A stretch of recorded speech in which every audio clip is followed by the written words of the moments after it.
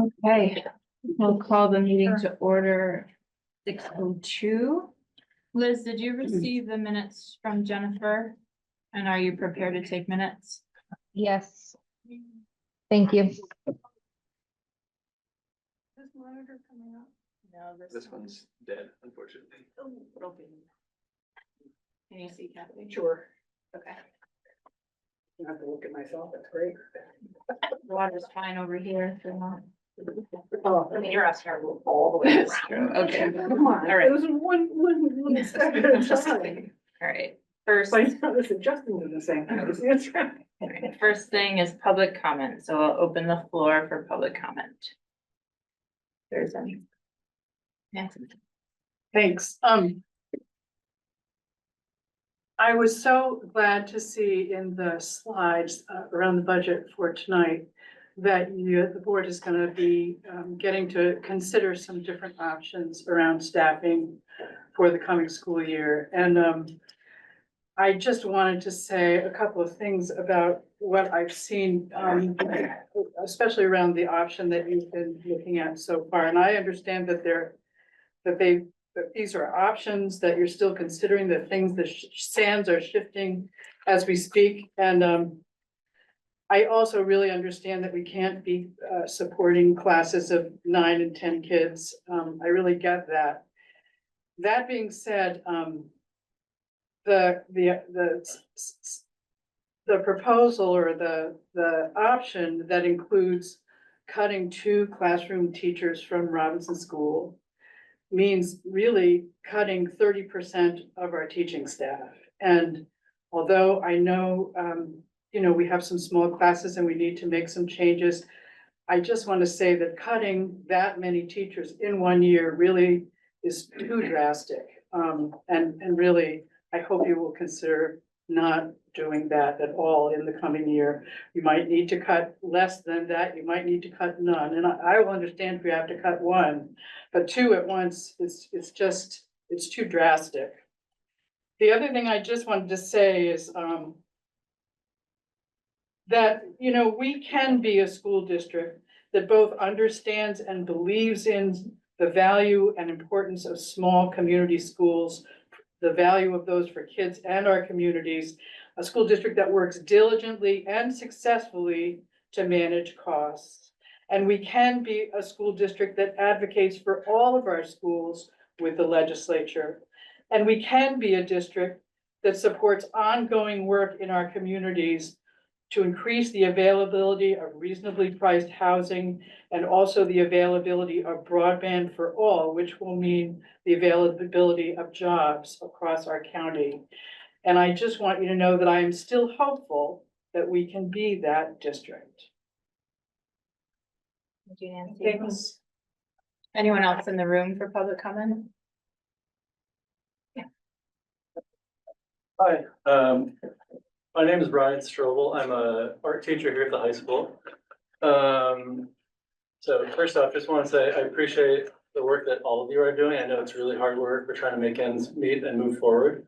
But wanted to speak just to represent myself and my department and also, our students. So I guess first just to introduce myself, I teach mostly the 3D courses. Leah Hammond teaches mostly the 2D courses at the high school. We've got a really strong and dynamic department. I've got a deep background of ceramics. That's what I did before as a teacher. So kind of a ceramics specialist, and I've got a full course load. This semester I teach 4 clay classes for the first time since I've been here. I started 4 years ago. And every semester since I've been here, I have had a full schedule. So the maximum number of classes a teacher in a high school can teach is 6, 3 per day plus a prep block. So I've had 3 classes per, 6 per semester, the maximum every year since I've been here. My schedule is full. All of my classes are at or over capacity. And I've been given a RIF notice. I understand that there's much bigger picture thinking here, like it's departmental. It's not just my job that's on the line, but I guess I wanted to speak a little bit about what is on the line for our department.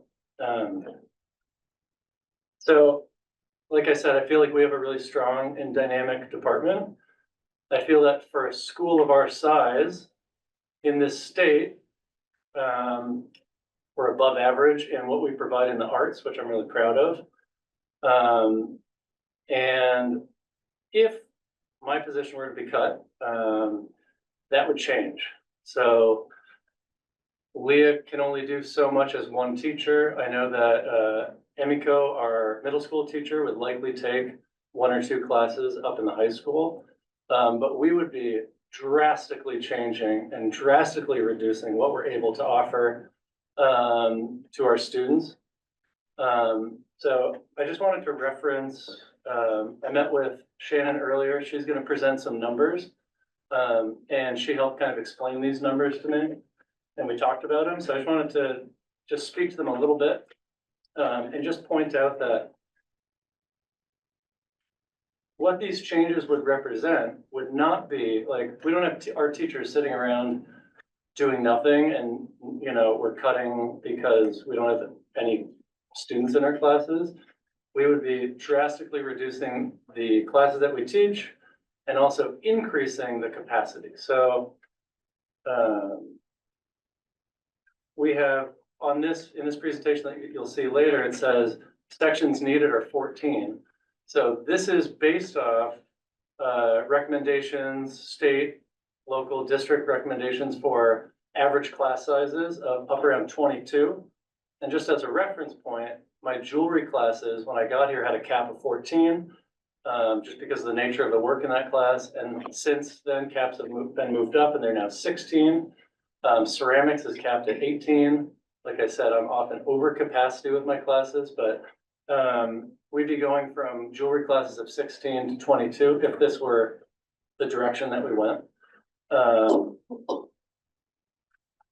And it would just really change the landscape of who we are as an art department and also who we are as a school.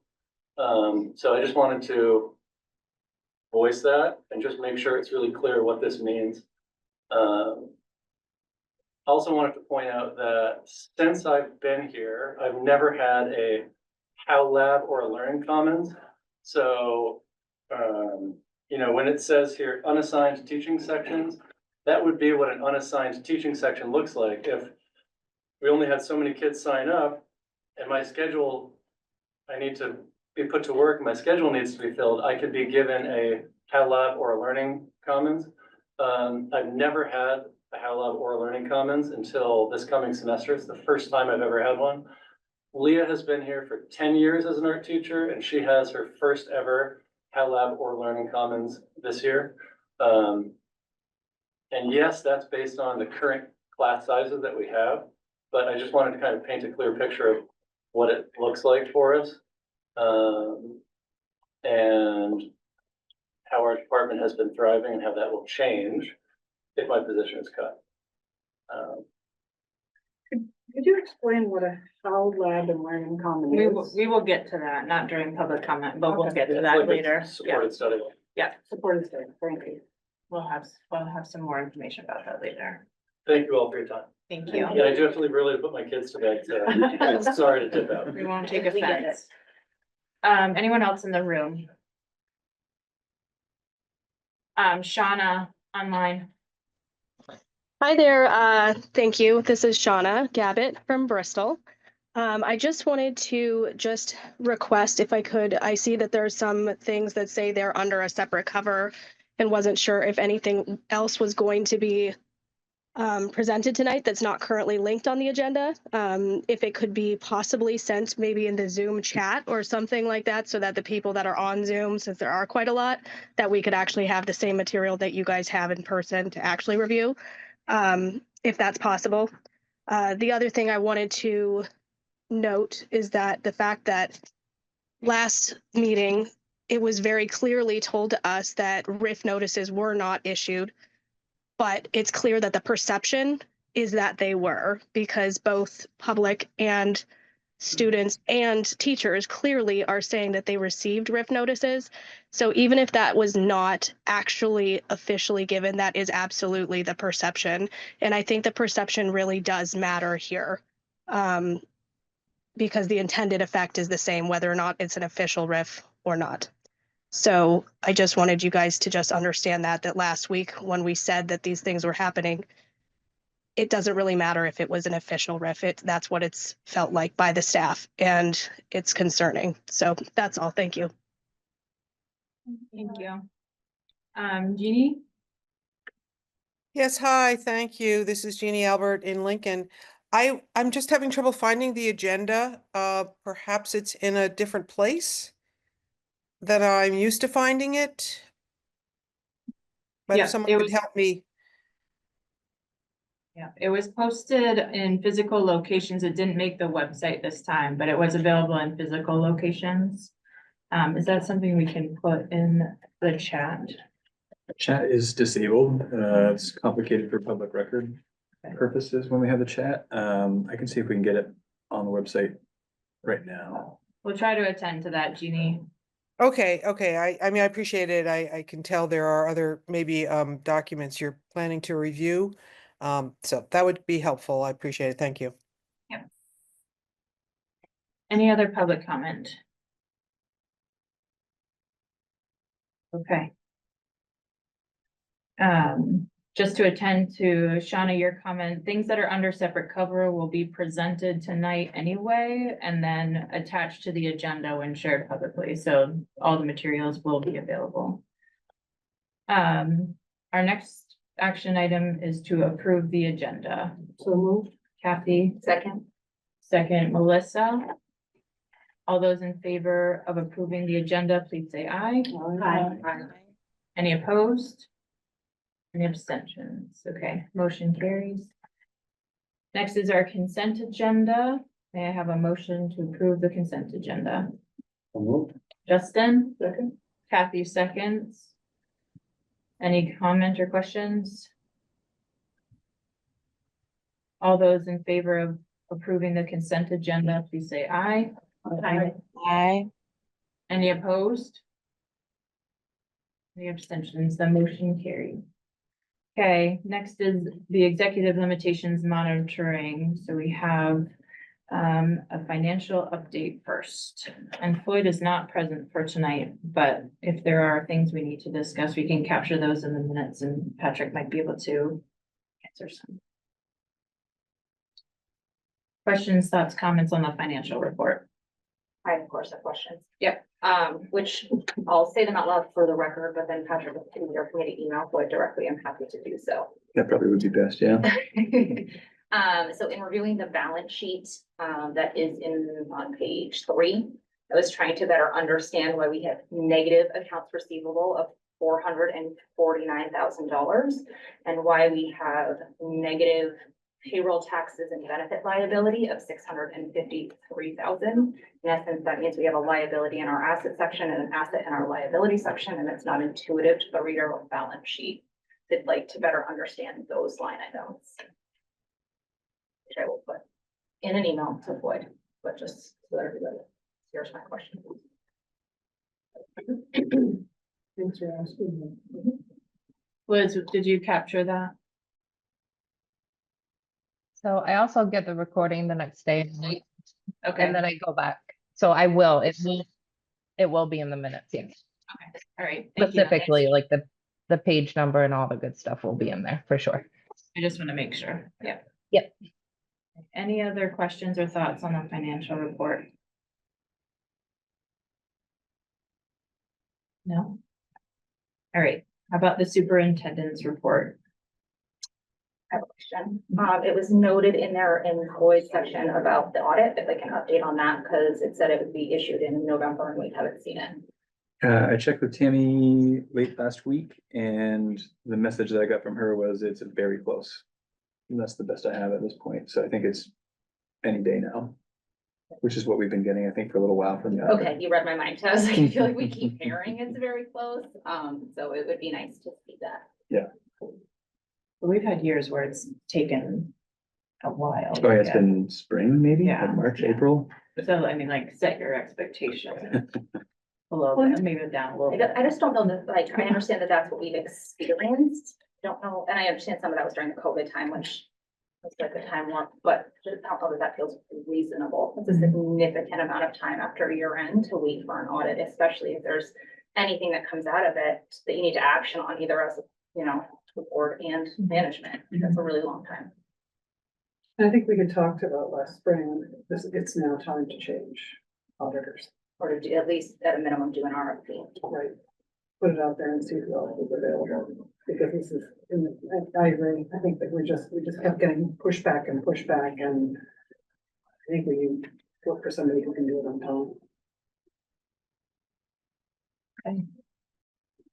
On another note, thank you for everybody that participates in putting this together and sharing pictures of the kids and everything that's going on in the schools, because it's my favorite part of the agenda. Yeah, me too.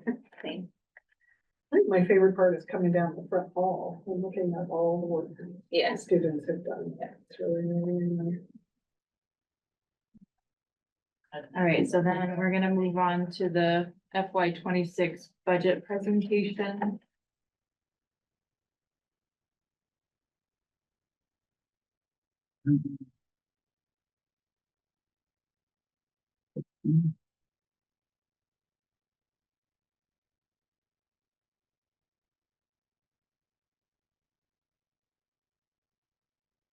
So there are many slides.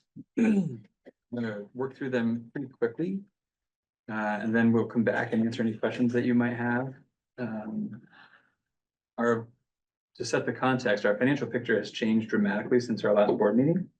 So everything leading up to that last board meeting in November was based on a lot of projections that we were making, and we were making similar projections to school districts around the state. Shortly after that meeting, we got our December 1st tax commissioner letter, which really changed the financial picture significantly. A day or two after that, we got our pupil count, which ticked up a little bit. So that helped as well. And we also got estimates from the state on what the town's CLAs will be. So basically, all of those really critical pieces of information are new since last time we met. So in combination, all those things change the financial picture significantly. I will also add that there's a healthy degree of skepticism in the figures that we have. We've been put on notice that the long-term weighted average daily membership count, the pupil count, is going to change, and it's likely to drop. Not clear how much. They've alerted us that they found errors that they're going to be correcting, and we haven't gotten an updated number. So we're running with the last number we got. That's going to change. And I haven't given the time frame. And we've not given it. I thought we would have it before tonight, and I could at least let you know it went up or down or whatever it did. But we don't have it yet. I'll also say that the yield is something that there's a lot of question around. I haven't been able to square in my mind yet how the average in the state is a 5.9% increase, and almost every single school district I'm talking with since December 1 says they're looking at very little to even decreasing tax rates. So the math doesn't quite work there in my mind either yet. So I will also add that if that favorable information that's come out since November positions more districts to be able to spend more than they were originally thinking they were going to, they're going to have to generate more money to cover the ed fund, which means the yield's going to have to go down. So there's a lot of uncertainty about how stable that yield is going to be. So all that context, we're going with the yield we've been given, and we're going with the equalized pupil or the long-term weighted average daily membership we've been given, because it's the best we have at this point.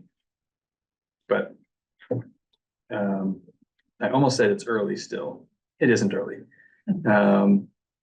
And it can still change a lot. So with that context, I'll try to walk through, because we now have more options available to us. It didn't seem necessary to spend lots and lots of time on one of those options right out of the gate. We just walk through them all, and then we'll come back to any one and unpack anything from any of the slides that we look at. I do have building principals here to answer some detailed questions if we want to get way down into some of the details. So just keep that in mind as well as we're working through. And board members online, I'm gonna shrink the screen here a little bit. So if there's something you want to add, you'll have to just unmute and chime in. All right, so what's new for this version? Most of this is the same as what you saw in November. I will say that the threshold for the excess spending has decreased. So we haven't been up against that excess spending threshold figure, so it doesn't really impact us at all. There are districts that have been, working with paper thin margins against that spending threshold, so that decrease impacts some districts. Other than that, there's nothing new here from previous presentations. We've talked about the change in the tax calculation. I will say that December 2nd is when the letter came out that had the yield. It was a roller coaster of about a 20-minute span. The yield that came out was a significant decrease, which would mean increased taxes. They didn't let us know that they had done the new calculation to the yield, so they sent us an adjusted yield already, so it wasn't an apples to apples comparison to prior year yields. Once we redid the math to sort of re-engineer that to get to the place where we could make it an apples to apples, it became clear it was actually a significant increase in the yield. So it looked like a $900 drop. It became a $2,000 increase once we understood. So if you recall that the change in the formula was to take the statewide average CLA and apply that to the yield first, so that we basically shift the post CLA impact that created a lot of controversy last year to the yield to impact your equalized tax rate. So it didn't change the math in the end, but it shifted the emphasis on where the pinches felt from post CLA to yield. And that's what led to some of that confusion initially that we got sorted out. Ballot language, this is not different than what you've seen before. So we do now have our first draft of that long-term weighted average daily membership, which is up almost 5 pupils from the last time we saw that. So that's good news. And we do have that adjusted yield that I talked about, which looked like a decrease, but is actually an increase. Those are the two significant changes here to point out. So effectively, we had been shooting for a target of not to exceed 6% tax increase for the most impacted town. And that is an option that's on here still. We had been talking about the anticipated reductions needed to hit that target. So I've left the scenario where those reductions we've been talking about stay in, and that's a scenario. And then I added a scenario that's sort of in between, that is, if we didn't eliminate any positions, what would that look like? And then in the end, I sort of created an option 1.5 that effectively is my recommendation, that we kind of land somewhere in between a couple of these. I guess what I'd be looking for from you tonight is some direction on where do we want to go, given sort of the options are in between which options as we prepare for January, which is when we need to adopt the budget. So I'm gonna run through option 1. That's where all the homework assignments I had from the last meeting show up. So there's a lot of lead up to that option 1. I'll walk through that relatively quickly. And then I'll walk through option 2 and 3 and then 1.5. And then we can circle back to any questions that came up for any of those. So option 1 is we continue those reductions, which would have the effect of, again, given the uncertain numbers, we're projecting a 6 to 16% tax rate decrease across the 4 towns. These were the homework assignments. So we wanted to look at the ratio of central office to district staff, central office, what sort of related to that, what central office reductions can be made. We wanted to look at the ratio of principals to staffing, year-to-year salary and benefits increases, and the impact to elementary specials. I added into that a little sort of peek behind the curtain in terms of similar to the elementary specials impact, how sectioning is done and what lends to looking at what staffing needs are and what's feasible at the secondary level. specifically high school and the examples for tonight. So working through that, this is, so Picus Odin is really the only one that really talks about central office staffing. And they do it in the context of their report, assuming a sort of ideally sized district of 3,900 students. And they suggest in that district of 3,900 students, there are 8 sort of admin positions in central office and 17 classified. We have, if we count pre-K students, about 1,160 students in MAUSD. We have 7 admin positions and 8.5 classified positions currently. So we've known for a long time, we are not an efficiently sized district as Picus and Odin would define it. And our central office staffing reflects our lack of efficiency that we could realize if we were bigger. And these numbers support that. I just want to add to this real quick, because after last meeting, there was some community concern around our comparisons, just using our neighbors as comparisons. And so I did just look at some other districts. I didn't do them all, but I have them all I am going to go through every district and look at what they classify in central office, and just in their website, how many students they have. So, just for funsies, Windsor Southeast Supervisory Union, around 1,200 kids, 24 people listed on their website as central office. White River Valley, 1,300 students, 16 people listed on their website as central office staff. So there's really no standard, right? So I want to be really careful when we're talking about central office, like these just pulling, and they're listed under central office, which ours are as well, right? So just being really careful about when we're saying, what district is doing what, needs are different, composition of those responsibilities is different. So just keeping that in mind as we're walking through what our district needs and not leaning too far into the comparison sector, but just to have in the back of your brain that I'm doing that work. Thanks for doing that. Patrick, to the Superintendent's Association, do you ever get together and say, let's standardize some of this language so you can compare apples to apples in this small state? No, it is a tremendous undertaking to try and make apples to apples comparisons, because you have to look at each position and really understand all the duties of each position, because 2 positions can have the same title and have dramatically different duties. So it's really complicated. And honestly, whether that's VSA that should take that on or AOE, because the same lack of standardization extends into school buildings, like it's across all organizations, and like guidance counselors, like what a guidance counselor does in one school versus another school, even within a school district, can be dramatically different. And it evolves from a place of using what you have available to you to meet the needs that are present in your school. When needs are different and what you have available to you is different, inevitably the responsibilities of those that are working there becomes different. Yeah. Can I ask just a question? So for on the slide that you have here, 7 admin, 8.5, are those currently filled positions? And do we have any vacancies in central office? Those are currently filled positions. We are anticipating 1 vacancy, which actually brings me to the next. So we are looking to take advantage of attrition for the vacancy that we're anticipating later this spring. So we're gonna take the admin assistant for facilities position, which we added a little while back, a year or 2 ago. And we're gonna ask that person to assume the accounts payable, which is where the vacancy is going to occur. And retain some portions of the facilities assistant. Just as we have lots of projects to take on, there's a lot of clerical work to keep things moving and stay in communication with buildings in terms of staffing and who's in and who's out. So, but that is something, as we've asked everyone to do, we're looking to take advantage of attrition wherever possible.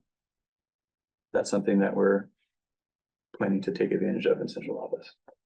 And so that would, just to clarify, this would then be 7.0 and 7.5. So this does not reflect that change. This reflects the current reality. Okay, thank you. So another question was around ratio of principals to staff. So the Vermont education, so Picus does talk about administrators in their ideal size schools. We don't have ideal sized schools, so I thought the language in the education quality standards was more relevant given our circumstances. And that says, again, lots of questions here behind this, and I've reached out to try and get some answers, and there aren't good answers available. But schools with 10 or more full-time equivalent teachers shall employ a full-time licensed principal. So this is the ratio of FTEs of principals to FTEs of teachers. They don't define teachers in EQS, so I'm defining teachers as positions that are covered in our professional collective bargaining agreement, sort of the teacher's contract, if you will.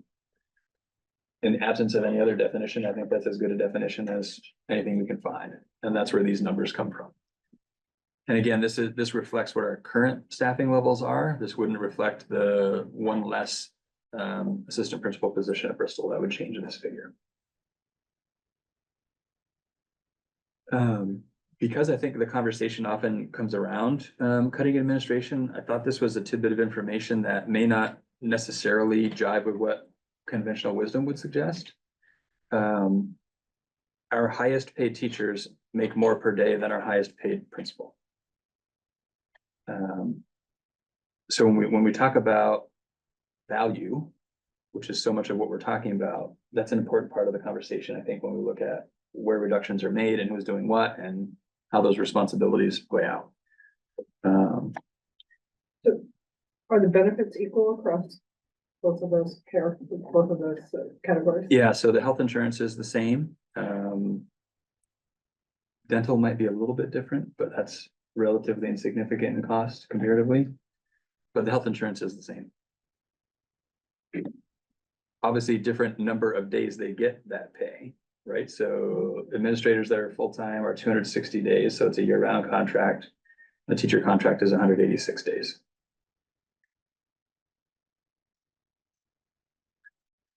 In terms of the salary and benefits, this was looking at all salary and benefits for all positions, comparing FY25 to projected FY26. And this assumes all the same positions. This assumes no reduction in staff. So it takes the current FTE, rolls that forward with all the assumptions that we make. Like this, staffing is not a static thing. It's dynamic. It changes week to week even. But using sort of an apples to apples comparison, it's about $1.9 million is the increase in salaries and benefits combined. Maybe I'll just use this just as a moment as we think kind of long-term, right? So I think part of my motivation for really wanting to see this number, as I've alluded to, is sort of just thinking about sustainability, right? And just to put context, like all of the cuts before we got the new information we were looking to make was to save $1.8 million, I think, right? And that came with a lot of potential hardship for the district. And I'm just pointing out here, like that's the number of just the year-over-year increase. This is not an argument that there shouldn't be an increase, to be very, very clear. But what it is an argument is that, like, even if we make those kinds of cuts, we bought ourselves a year, is my understanding.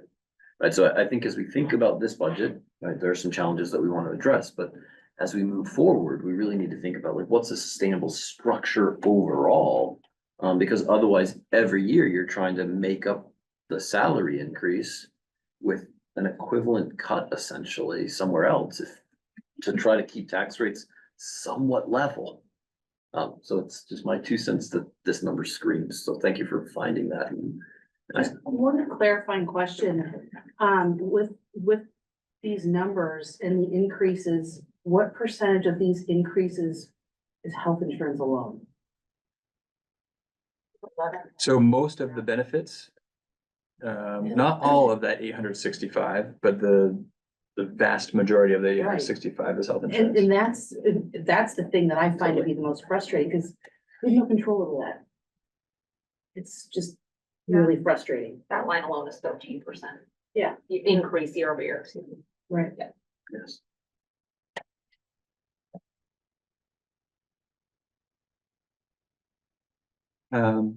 These were linked, so my inclination right now is not to walk through each of the elementary special schedules for each of those. They were linked. Hope you got a chance to look at those and think about questions that come to mind. So if it's okay, we'll know that those are here. Once we've walked through the whole presentation, we can circle back and drill into those as much as you might want to try and answer any questions. And with that, I'll turn it over to Shannon to talk through the process that they use at Mount Abe as they're building master schedules and looking at sectioning and how many sections are needed and how that works. Yeah, come on up.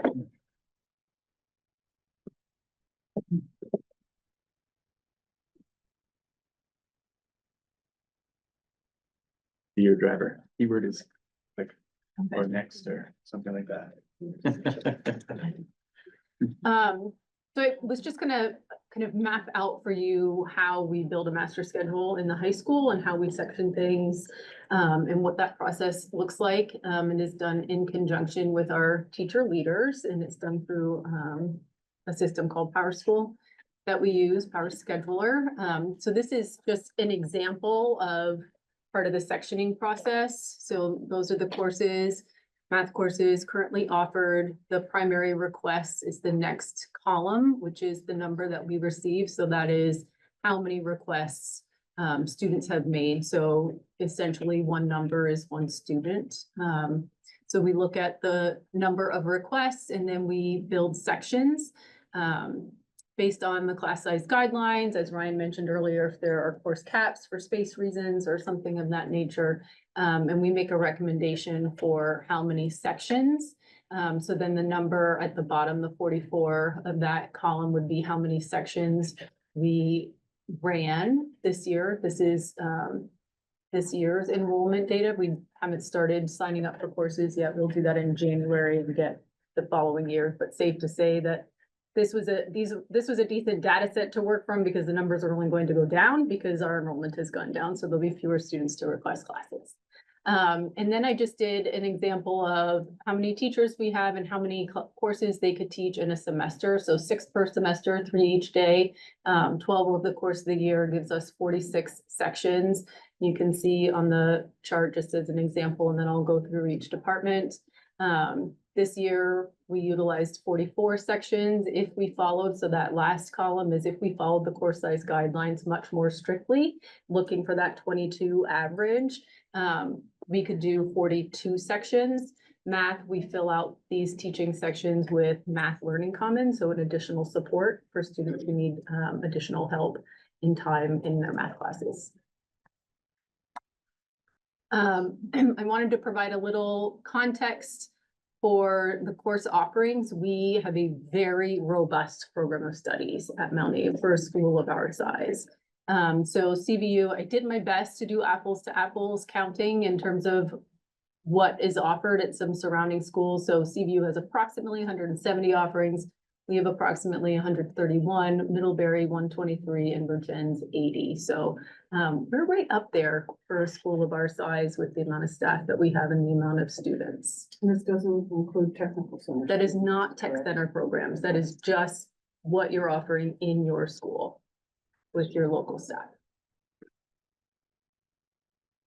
So math, we require 3 proficiency credits to graduate in math. So this year we had a total of 671 requests. We ran 42 sections. We needed 42 sections because we ran some smaller classes this year. That leaves 46 sections available, as I showed on the last slide. So that would be 4 unassigned teaching sections. I put a little star there that in math for unassigned teaching sections, we try to build in that targeted support where kids are getting additional math instruction or support on their homework so that they can keep up in their classes. In science, we require 3 proficiency credits. We had a total of 661 requests. We ran 42 sections.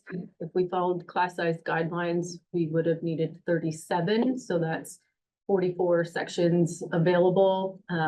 That number is a little bit different because we have a teacher leader in the science department, so they teach 1 less each semester. So that gave us 7 unassigned teaching sections for the year in science.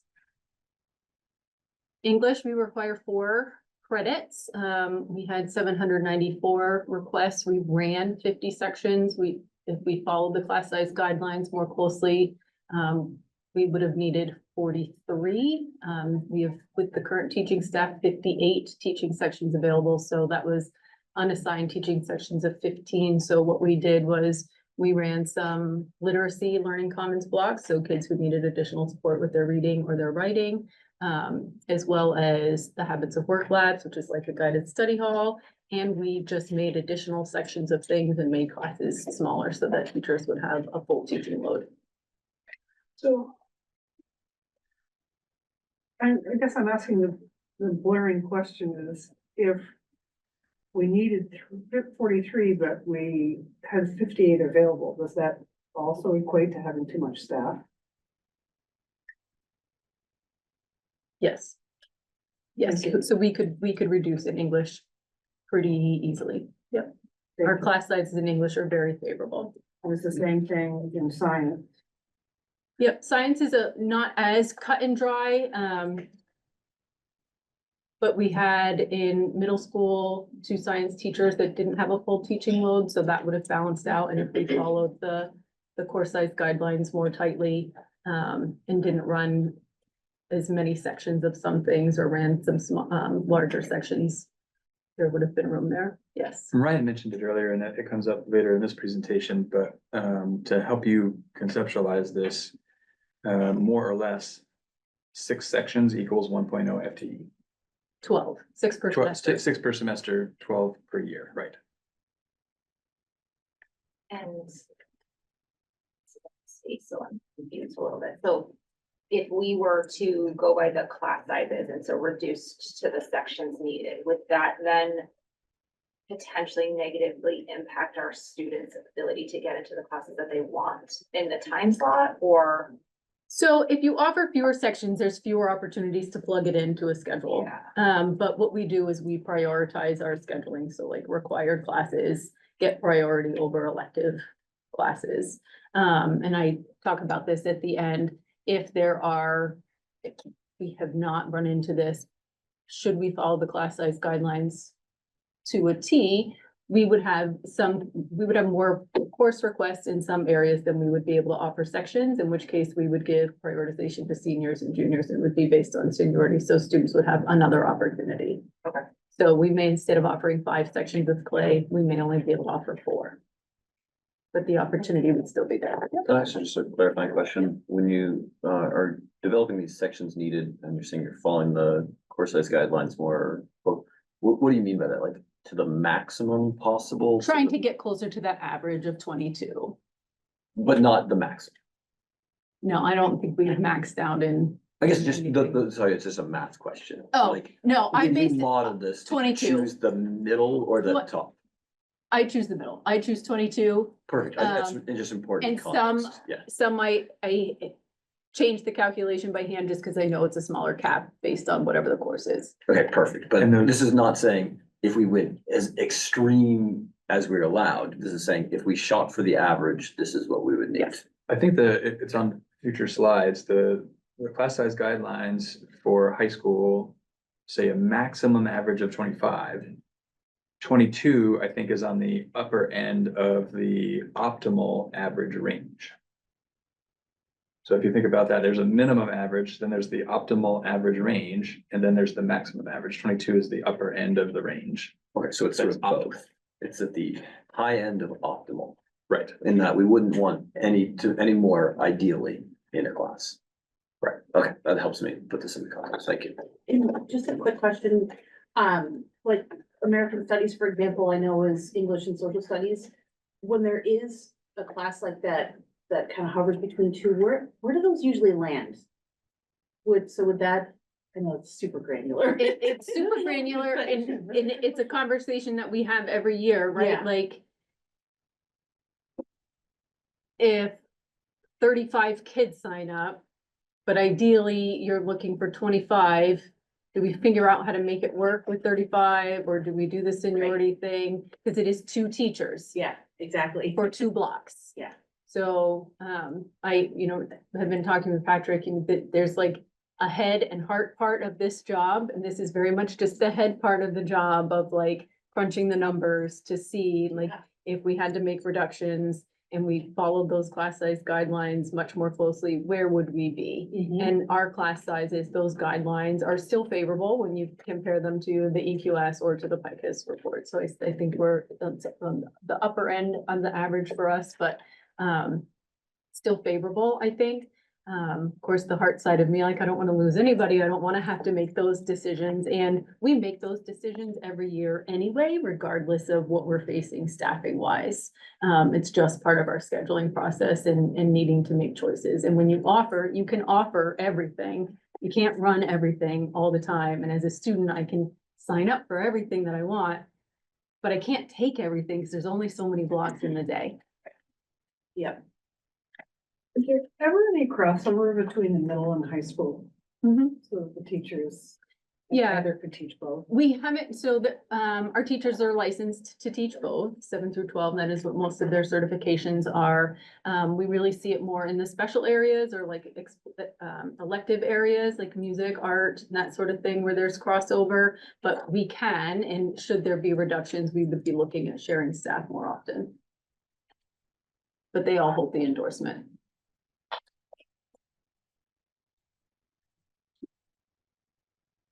So social studies, we require 3.5 proficiency credits. So this year we had 705 requests. We ran 41. Following those class size guidelines, we would need 35 social studies. So one of these sections would be 1 American Studies block, and on the English slide, 1 American Studies block to account for the 2. 48 sections available with the teaching staff that we had. And then we would have unassigned teaching sections. So some of those were habits of work labs this year and just creating additional sections to keep the class sizes down in different areas.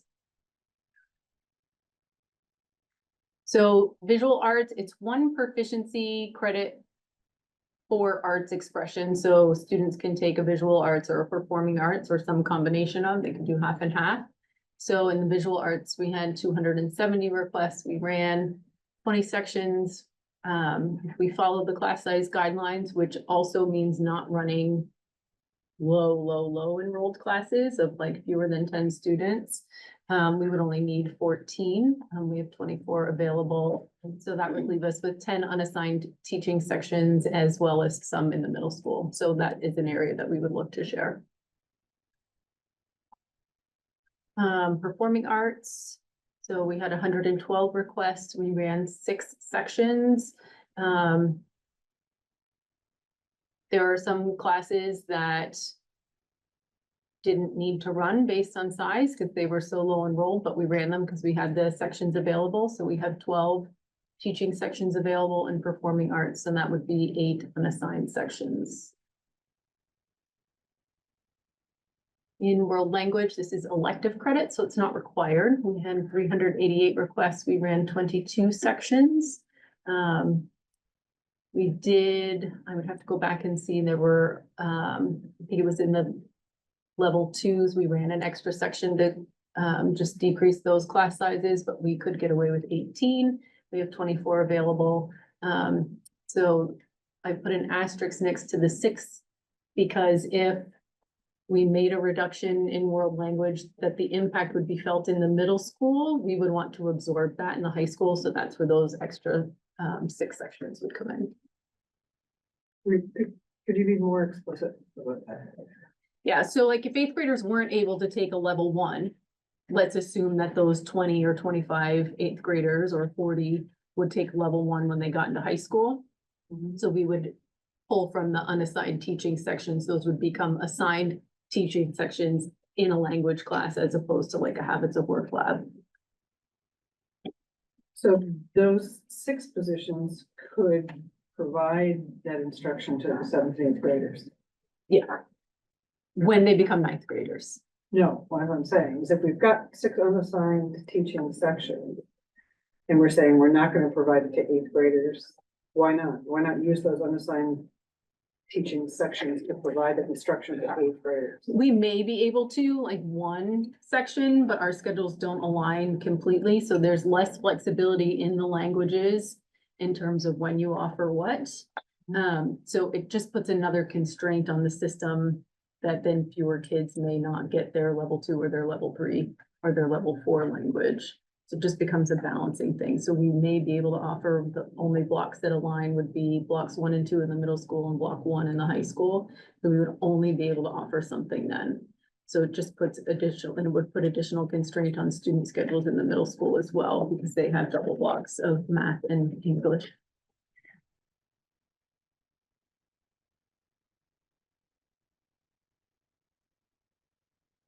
PE, we require 1.5 proficiency credits. We need a total of 312 requests. We ran 20 sections, really only needed 16. We have 22 available, so unassigned sections, that would be 6, and that's just in the high school. Health, we run very lean because we took advantage of attrition last year in health. So our health teacher teaches 1 day in the middle school, 1 day in the high school. So we 98 requests. We ran 6 sections. We need 6 sections. We had 6 sections available. None were unassigned. Tremendous efficiency. Design technology. So this is elective credit as well. We had 126 requests. We ran 12 sections, needed 11. We have available to us 18, not including, we have a design tech teacher that teaches 1 day in the middle school, 1 day in the high school. So these are 18 high school sections. So that would be 7 unassigned sections. Driver's ed, we run lean as well. There's always a wait list, so we're able to fill those requests and get students in to get their driving licenses. Sort of a double-edged sword. Yes, for sure. Mr. Massey's awesome. Well, most dangerous job in the I was district. gonna say, Yes, my it is. 16-year-old know we're. I'm glad you drove in the dark because somebody had a lot of fun out on our fields and our lawns with that last little bit of snow that we had. So learning commons or habits of work, in this case, it's like a guided study hall. We had 188 students request or need this or be recommended to have it for us help with their executive functioning skills. We ran 20. That was a lot. We really only need 8 to 16, depending on if we want to try to. At a minimum, we would like to run 1 in the morning and 1 in the afternoon on a maroon day and a white day. Even better would be to offer 2 and 2. That's a little bit of a luxury and we can usually make it work with fewer if we need to. And sections available is really dependent on how many unassigned teaching blocks we have in the different departments. So it's different every year. So could you walk me? No, go ahead. I was. Could you walk me through what it looks like to go to a learning commons habit of work? Habits of work, yep. So there'll be a teacher, a relatively small group of kids, let's say 10 to 15 kids, sometimes smaller, and kids are expected to have their Chromebooks charged and have assignments that they're working on. The teacher will check in and see that they're able to get started, answer any questions that they have with assignments that they're completing. They'll open jump rope, which is where we keep our grades, and look for missing assignments or assessments that could be retaken so that kids can get a higher score. So it's really to help them with their success in all their classes. And this is a licensed teacher that's. Yeah.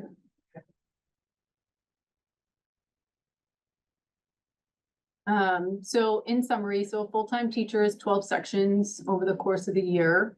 So following those class size guidelines more strictly, we would have 76 unassigned sections. That doesn't account for what we would want for habits of work labs. So that would be lumped into that 76, and that's approximately 6.33 FTE teachers. Some just additional That's your information. last slide, right? Nope. Some additional information.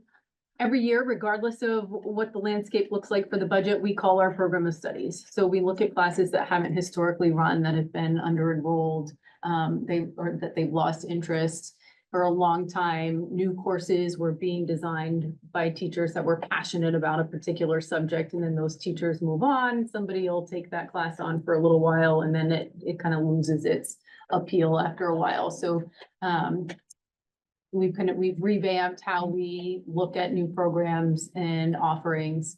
Sometimes we'll look at something and see, is there a way to combine it with another class to breathe new life into it? So revamping existing offerings or just eliminating ones that have historically had low interest. And one thing that we have been doing is identifying courses that are more likely to fill if it's offered on an alternating basis. Like if it's offered every other year, then we're likely to get twice as many kids interested, so we can fill a class of 20 as opposed to each year having 8 to 10 students request it.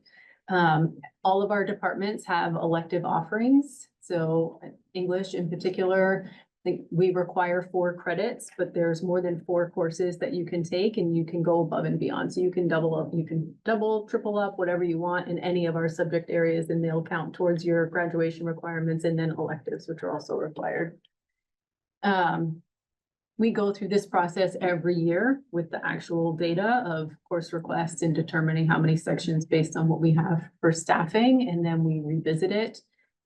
So we've just done a review of sectioning for second semester to see like, are there sections that we could collapse? And in math, we were able to collapse an integrated class and offer another math learning commons because we had more students that needed support to be successful in their math classes. So we do that multiple times a year. If there are requests that we cannot meet, as I mentioned, we prioritize based on seniority. One more thing.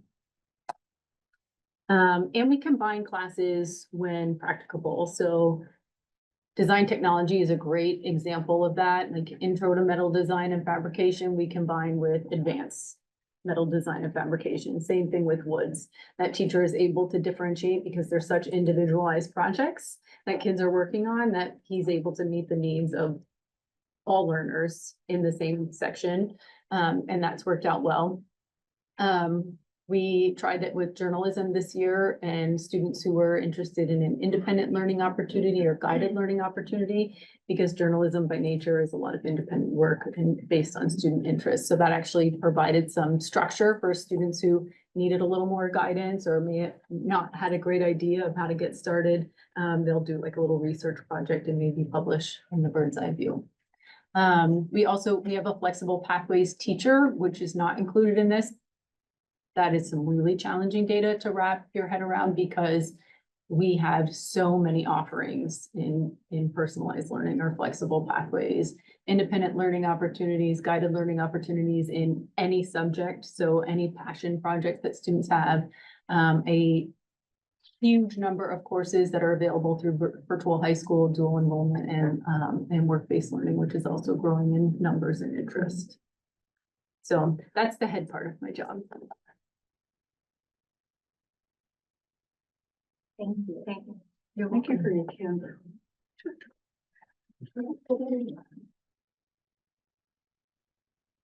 And then it just seemed important, there were some comments, points brought up last time we met by MAEA. And I just thought important to offer some clarification or at least a different perspective on some of those. And so the next several slides kind of outline those. I don't feel the need to walk through those one by one. I'm happy to if you'd like. But again, they're all in there to sort of share some different thinking. Hey, Patrick, can I ask a quick question around elementary music offerings? I believe that the music teacher at Robinson is also shared with, is it Moncton? Or The music teacher, Robinson, I think is shared with Lincoln. Lincoln, okay. Okay, I was just wondering how, if there'd be any direct impact on that based on the fact that there is the sharing, but doesn't seem that it's happening. It does create quite a puzzle Yeah. in terms of, because the hard part with specials, not just music, but all specials in elementary schools is the sort of right sizing that's needed is a little bit here and a little bit there across all the schools. So the dominoes that fall gets pretty complicated. Yeah. We did kind of map out just sort of like for a feasibility test, how could those dominoes fall, at least one example. And it maps out like it's doable. And there is potential for a special area teacher to be in 3 different schools to fill out their portion of time with us. or potentially be in Lincoln in 2 of our schools, so they're in 3 different schools, so it does get complicated, but it passed the initial sort of feasibility test. Okay. Thank you. So this music teacher that's in Lincoln also, there's not enough work for that music teacher in our district? There would be if if other people left and they wanted to expand their time with us.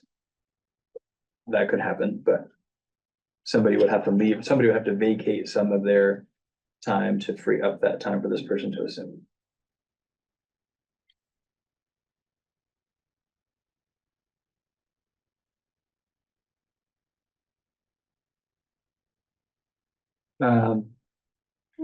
So these get to some similar slide structures from what you saw before. The numbers are updated with what we're looking at this time around. The ed spending decrease is greater this time with the reductions we were looking at for 2 reasons. One, we're taking 1 more position out.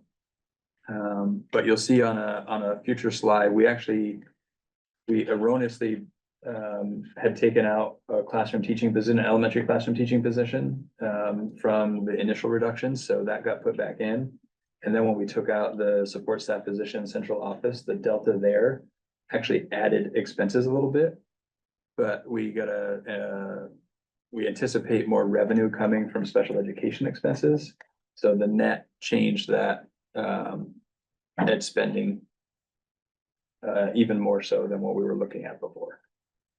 But as an option for a point of comparison, left all the reductions we've been talking about, including the reduction in central office, even though we saw a revenue increase. So the staffing reductions, these are the same as what you saw last time. The difference being there's now 1.0 support staff reductions embedded in this option. And that is the position of central office that we talked about. And again, all these are the same as what you saw last time. Travis, this is Sarah. But that reduction in central office didn't equate to a teaching position, correct? Right, so the reduction in central office in this option didn't add any positions. We just assumed that savings rather than go back Okay. and put them in. Sort Knowing of like, that, okay, yeah, my attempt here was such a dramatic change from what the narrative had been before, was to give you sort of 3 benchmarks. And Okay. then wherever you might land in between any one of those benchmarks is fine, but it gave you some reference points to work from. great, thank you.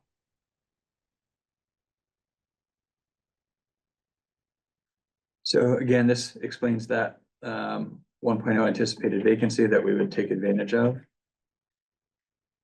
Same elementary assistant principal. The same combination of other reductions and revenue change. So these were the revenue decreases that we saw, which is why we had to make greater reductions in our overall spending to get the ed spending to be where it needed to be to drive the tax rate, which was really the target the board set. And as I mentioned, we got the revenue picture improved in special education from last time to this time. Enrollment, again, same as what you saw last time. It does show sort of the pretty steady decline for this window of time. And if we went back another 10 or 20 years, we would see, back from the mid to late 90s, there's been a pretty steady decline since then. We are seeing stabilization, I think, at the elementary level. And the bubble that we've seen come through elementary schools is still working its way through Mount Abe, which is what led Shannon to make a reference before about, if we're making assumptions about staffing needed based on our current number of students, that's a pretty safe place to work from, given that we anticipate fewer students next year. No real changes here to the class sizes, because this reflects the same staffing assumptions as the last presentation that you saw. I made reference to this before, so Shannon was talking about that 22, which is the upper end of that optimal average range. But it is not really encroaching on that 25. That is sort of the maximum average for the count per teacher.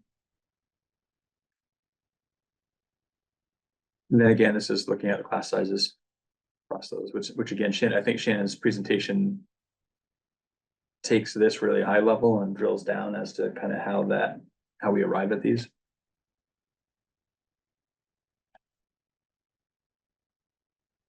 Again, same program impacts that we talked about last time. The most significant one, which we talked a little bit about, being the change in world language would begin to phase out world language offerings at the middle level. So this is what I was talking about before, when we put back in the position that was erroneously removed and then took out the central office admin position, the delta there was an increase in the total expenses of 32,483. And then we had a positive revenue. So we had an increase in revenue of almost 309,000, which gives us options to consider. Like we can do different things with that increased revenue. So all that to say, so this is all still option one. Here's where option one really kind of gets down to the numbers. So the overall spending in this option would decrease by almost 4% or almost $1.4 million. And when we really drill that down to the impact on the cost per pupil, which is effectively the control this board has on the tax rate. Everything outside of that is controlled by a lot of other factors. The impact of this decreases the cost per pupil by almost $400, or about 2.7%. Not without impact. In terms of what it does to the tax rate, so you can see, important to point out, this is not an apples to apples comparison. This is the homestead tax rate with the old formula compared to the homestead tax rate with the new formula. So it looks like an increase here, but when we do the math all the way out, you can see that this results in a little under 6% decrease in Starksboro, all the way up to almost a 16% increase or decrease in New Haven. So a lot of reductions, and the result is, I would describe this as a pretty substantial reduction in the tax rate. Any reduction in the tax rate is usually significant, like it's hard to achieve that. And this is pretty significant, coming off of a pretty significant increase in the tax rate. So when we contextualize this over multiple years, I think it's important to factor that in. That's what it means in terms of dollars per 100,000. Important to remember that in this scenario, I think it's Moncton and Starksboro have completed reappraisals. Bristol and New Haven haven't, and are not anticipated to before this is done. But the point there being the $56 decrease per 100,000 in Starksboro is on homes that are valued at a greater rate because of that reappraisal. And we did get some information on changes to the income sensitized formula. So this reflects our current understanding about how that's calculated and what the impact would be. Still using the 22 median income. I don't know that we've seen a more up-to-date median income. But the trend of decrease continues when we look at income sensitized as well. So option two, that was a lot. We don't have the same number of slides for each of the next options. That was the big run up for that one.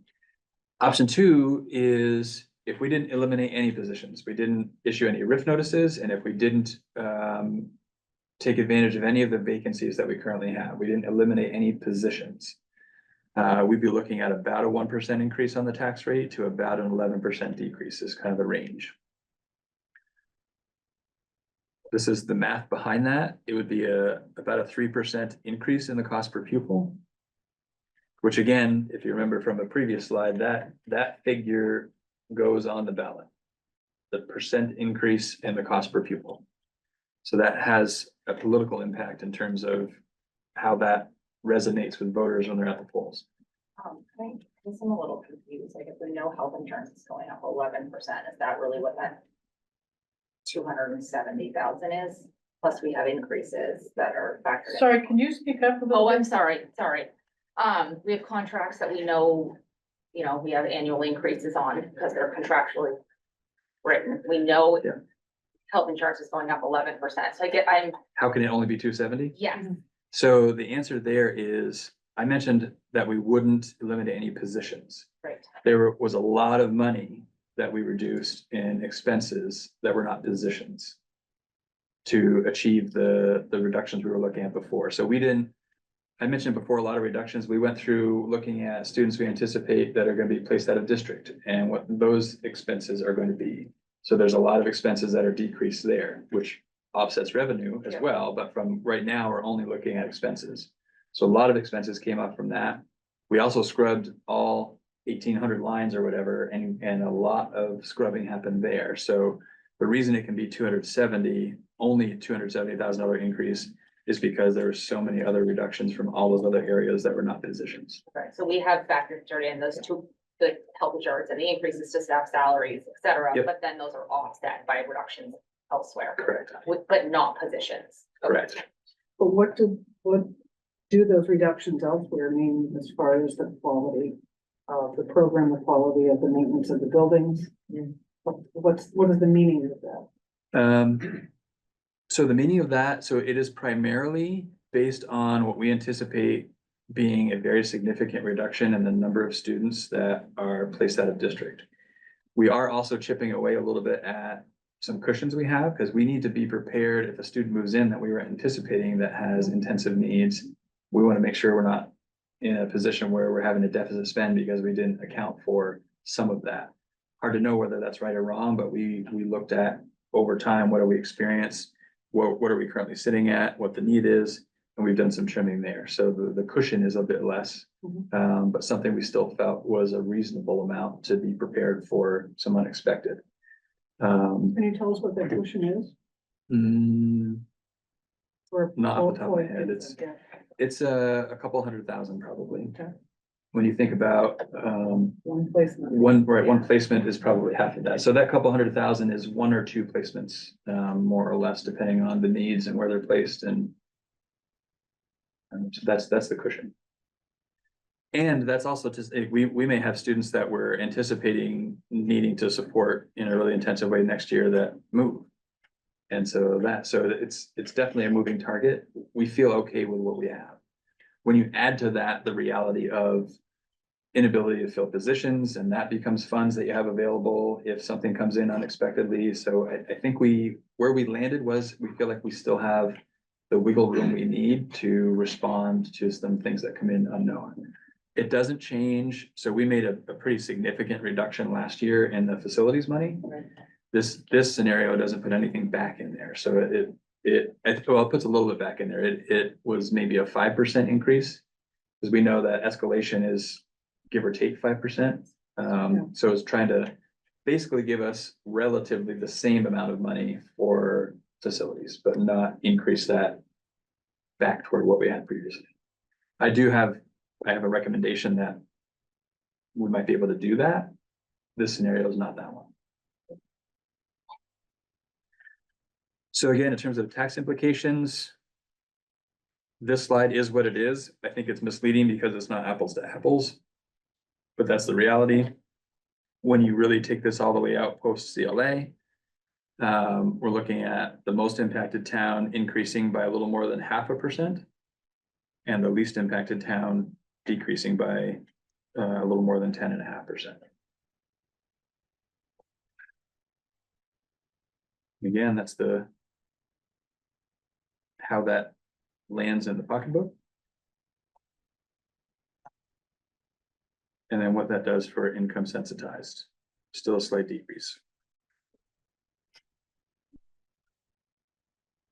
So option 3, this was the initial target. So if we stuck with that 6% target, we could spend $750,000 above the original level service budget that we were looking at as sort of our foundation to work from.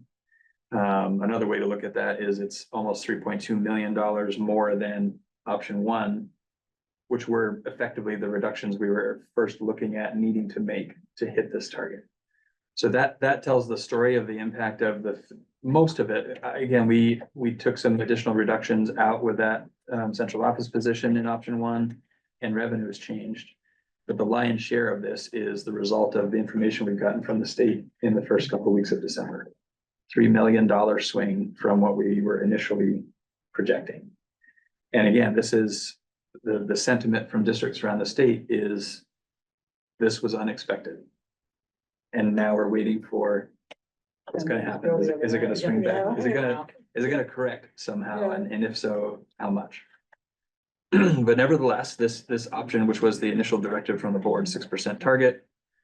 That's what that looks like. I think the takeaway here, a 5% increase in overall spending is what would get us there.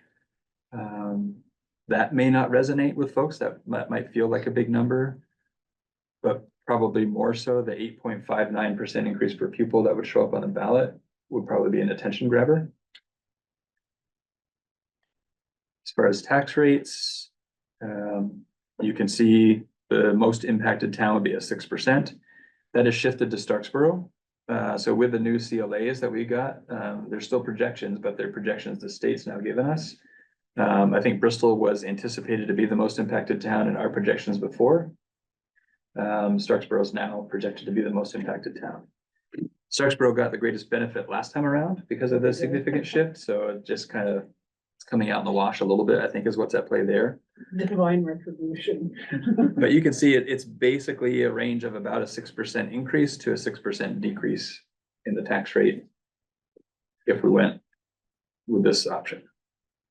And you can see what that does per town. And then a slight increase for the income sensitized. So here's something I might advise you as an option to consider. This would be my recommendation at this point in time. Things move a little bit, but I think it seems evident to me that we can put together a budget that I think the voters will appreciate that doesn't require us to go so far as to issue RIF notices.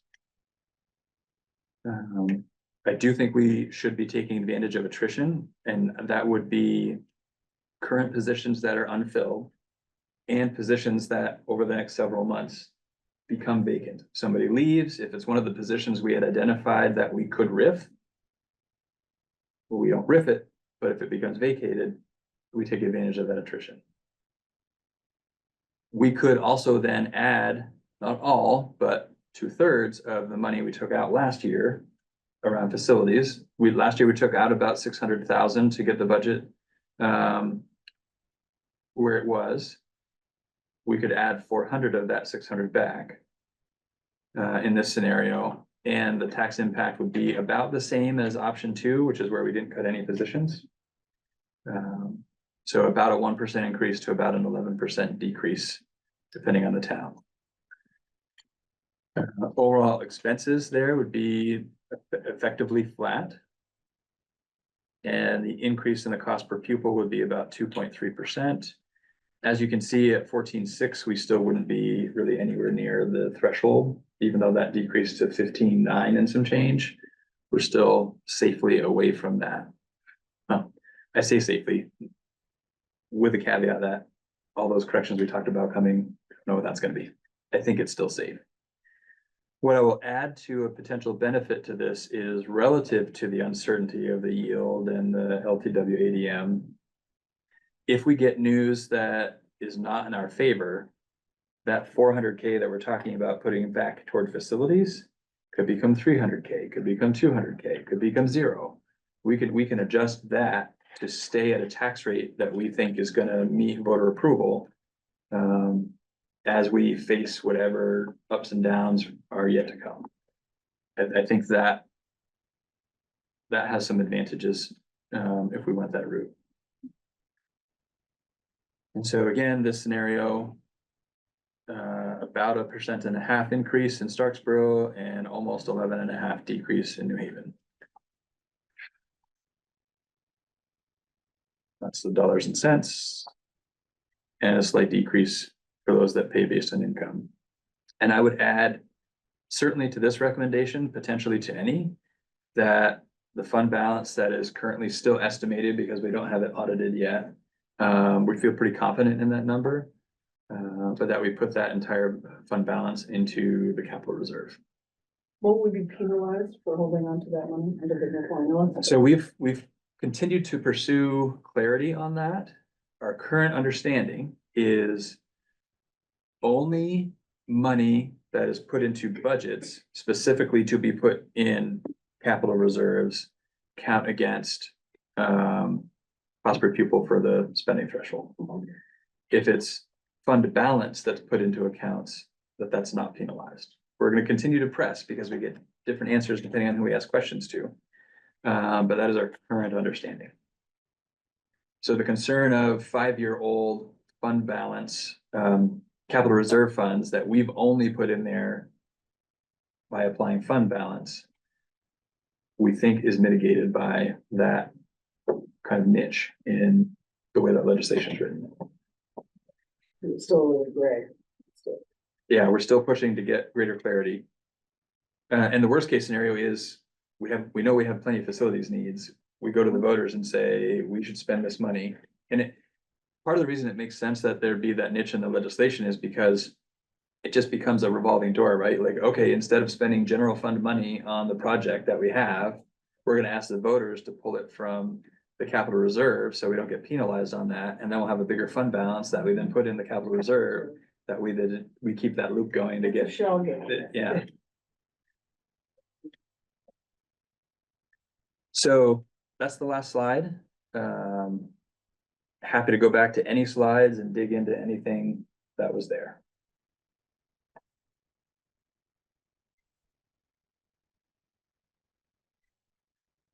Can I send you back to slide, you don't have to go back to slide 35 if you don't want to.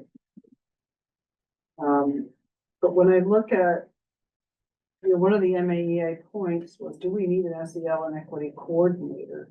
And addressing clarifications, addressing SEL equity needs in MAUSD is important. Without a coordinator, this work will be added to the work of teachers and or principals.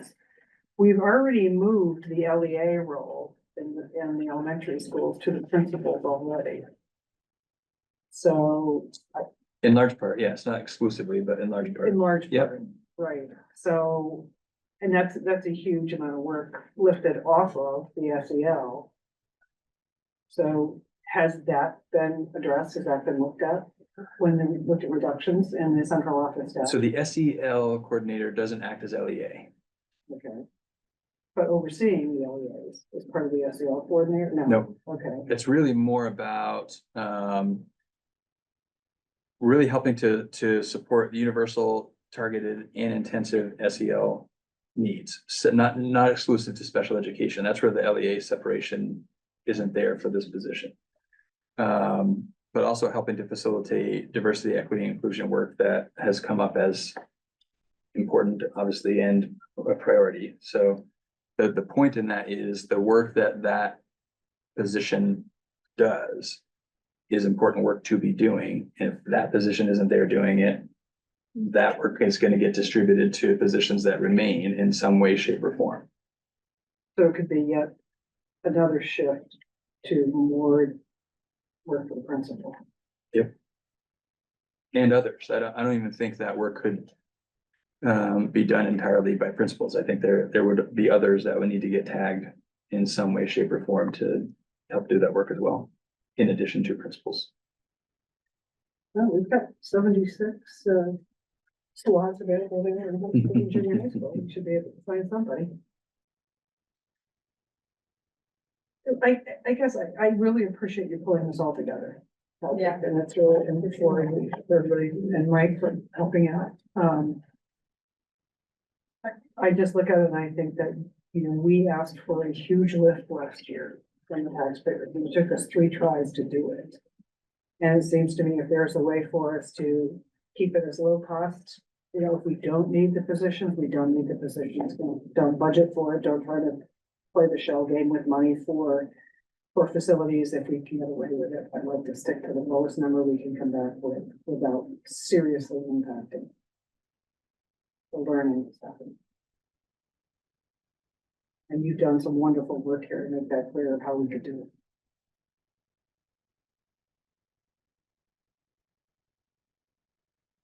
I'm gonna echo what Kathy said for the thanks and thank you for putting all of this together. This was really helpful to see and conceptualize.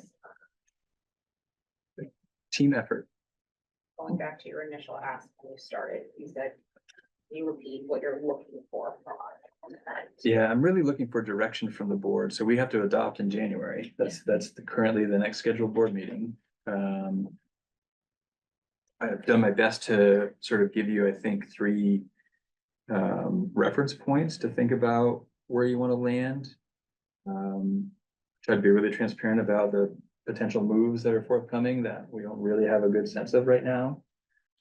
And I've given you what I think is a course of action that I think manages the political frame with the impact that RIFs have, with the financial realities and the messaging that we're hearing from our community about affordability, with positioning us to address facilities needs in light of what we now have seen in the report and the big reduction in what we had available in there, and giving us a little bit of ability to adjust given the uncertainties we talked about. So I think, you know, my recommendation of sort of that version 1.5, I think does the best job that I can see to kind of touch on all those aspects that we're trying to balance in all of this.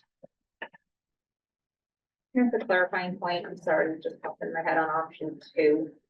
So it says no positions eliminated. Is that inclusive? Sorry, again, Oh, sorry. I'm so sorry. I'm usually so loud. Option number 2, it says no positions eliminated. Is that inclusive of the change in the central office with the admin? Like, Yeah, so that's you keep no the positions, admin, right. you would, okay. For that clarification. So that's no positions that are currently unfilled or filled, no position reductions. Okay, just a quick clarifier on 1.5. Taking advantage of attrition. So how many, do we have a sense as to how many positions that are definitely not, that are open as opposed to potentially not gonna be coming back? Does that make sense? We definitely know more about what's currently open than we do know about what will Right. become vacant. Yeah, I guess that's the best I can offer. So for example, if we think about the presentation Shannon gave, you know, that information is what she was leaning on to talk about where potential reductions could come to hit the 6% target we were shooting for. Yeah. Some of those required RIFs. We could choose to not issue RIFs because that's really painful and impactful organizationally. However, if one of those places we would have RIFed becomes vacant, then we would not fill that. And that would be attrition that we're not currently anticipating, but could present itself that we should take advantage of because that is a step in the right direction for the next budget. Because that's right now, the focus understandably is on FY26. There's an FY27 right behind that the more we can position ourselves to get through that as smoothly and confidently as possible, I think that serves us well. It has served us well historically. But those wouldn't be reflected in the 1.5 numbers that you presented. Correct. And is that, would the slide, I guess 43 would be the 6.0 positions from the original that were unfilled? Those are reflected in that option 1.5 or no? Right, so the one 6 social- positions that are unfilled, that would be, so that is sort of. That's how you're getting this a number bucket down. of attrition that we would take advantage of. And Plus, then there may be additional some attrition that we don't currently anticipate, but could present itself. exactly, and that would change the numbers, making the burden less on taxpayers if that attrition appeared. No, Sorry, so it won't for FY26 because in all likelihood, attrition will present itself after you've adopted FY26. It will position us well for FY27 if we take advantage of that. attrition. yeah, so that I fully get, I guess. Okay. It seems like the directive to take advantage of future attrition, like, doesn't really directly relate then to this budget. No, it relates to future budgets. Okay. Yeah. Beautiful. So the 6 eliminated unfilled positions, those are primarily behavioral interventionists that we haven't been able to fill, correct? 3 of those are, yeah, 3 of the 6. But the need hasn't gone away for those positions, correct? I don't think need will ever go away in that realm. I do want to be clear, though. Those are not the only resources we have available to support students in the SEL realm. We have a robust number of positions and supports in SEL. And we haven't yet had, like, the most we've had at any one point of all those 3.4 total FTEs for those SEL interventionists is 1. And we had that for a couple of years too, maybe 3 Simply years. because there's no pool of employees. Right, we just don't have the applicants for that. And there are other positions we don't have applicants for. That's one of those positions. Also worth noting, part of why we have as many positions as we do is we added positions with ESSER funds. And for the most part, we haven't reduced those positions. We've kept many of them. And we're struggling to sustain that right now. And this is where taking advantage of this attrition makes sense. I don't have any reason to believe we'll be in a better position next year to fill those positions than we are right now or than we were last year. So keeping that money in the budget, even if we thought those were like the answer, I don't think we're going to be able to fill them. So keeping that money there while we cut other places doesn't seem like the right thing to do. If a great school-based clinician walked through the door, and we were to cut these positions, and a great person came through the door, would we then have the capacity to hire them if we eliminated that position? It depends a little bit on some other things. So sometimes what could happen is if we take advantage of attrition in one area, or if we couldn't fill, maybe is a better example, like we have these other positions we can't fill, those funds are now available. We can stop working to pursue that, take advantage of this that's now in front of us that could materialize. But again, historically, it's been pretty rare that we've been able to be fully staffed with the clinician. And that's a position that comes from CSAC. So that's not even our employee, but that the savings there reflects our cost for that position.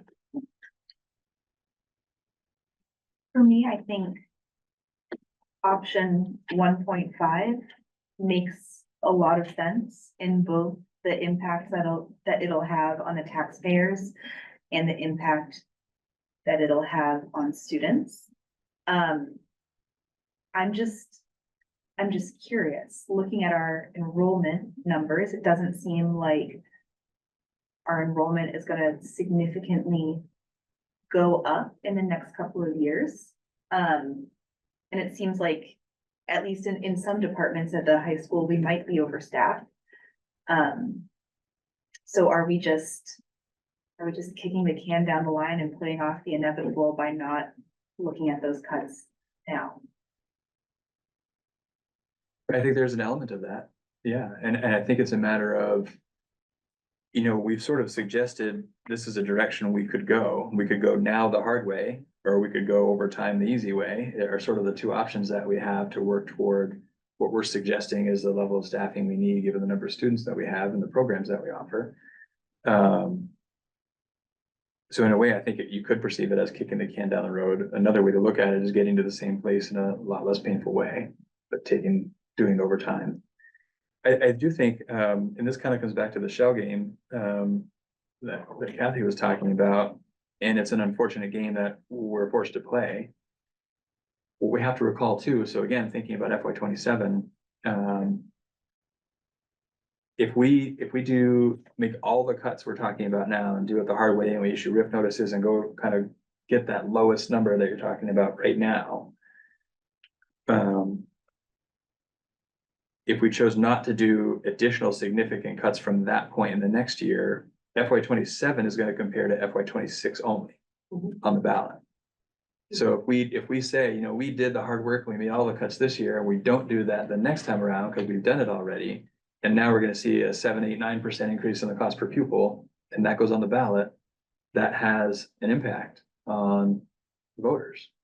It doesn't tell the story, but it has an impact.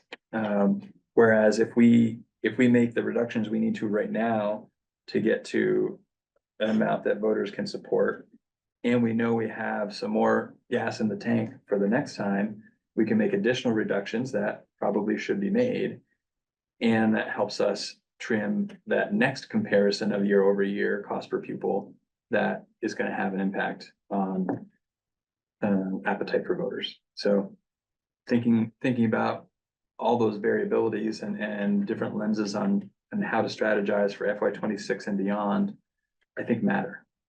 I think that makes a lot of sense. Thank you. So I feel it kind of fits into our theme of trying to buy a little bit of time, right? It's Yeah. another way of looking at it, not necessarily as it's inevitable, but it's uncertain what 27 and 28 and 29 might look like.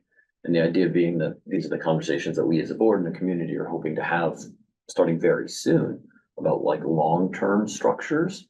And so it feels strange to, when given a reprieve, make drastic changes, knowing that we want to have an aspiration of thinking about how this district looks going forward. To make those choices before those conversations, when you don't necessarily have to, feels like a challenging message to send. One of my first thoughts when it became clear what the impact of the information that came out was exactly that, like, this is the time that we've been looking to buy.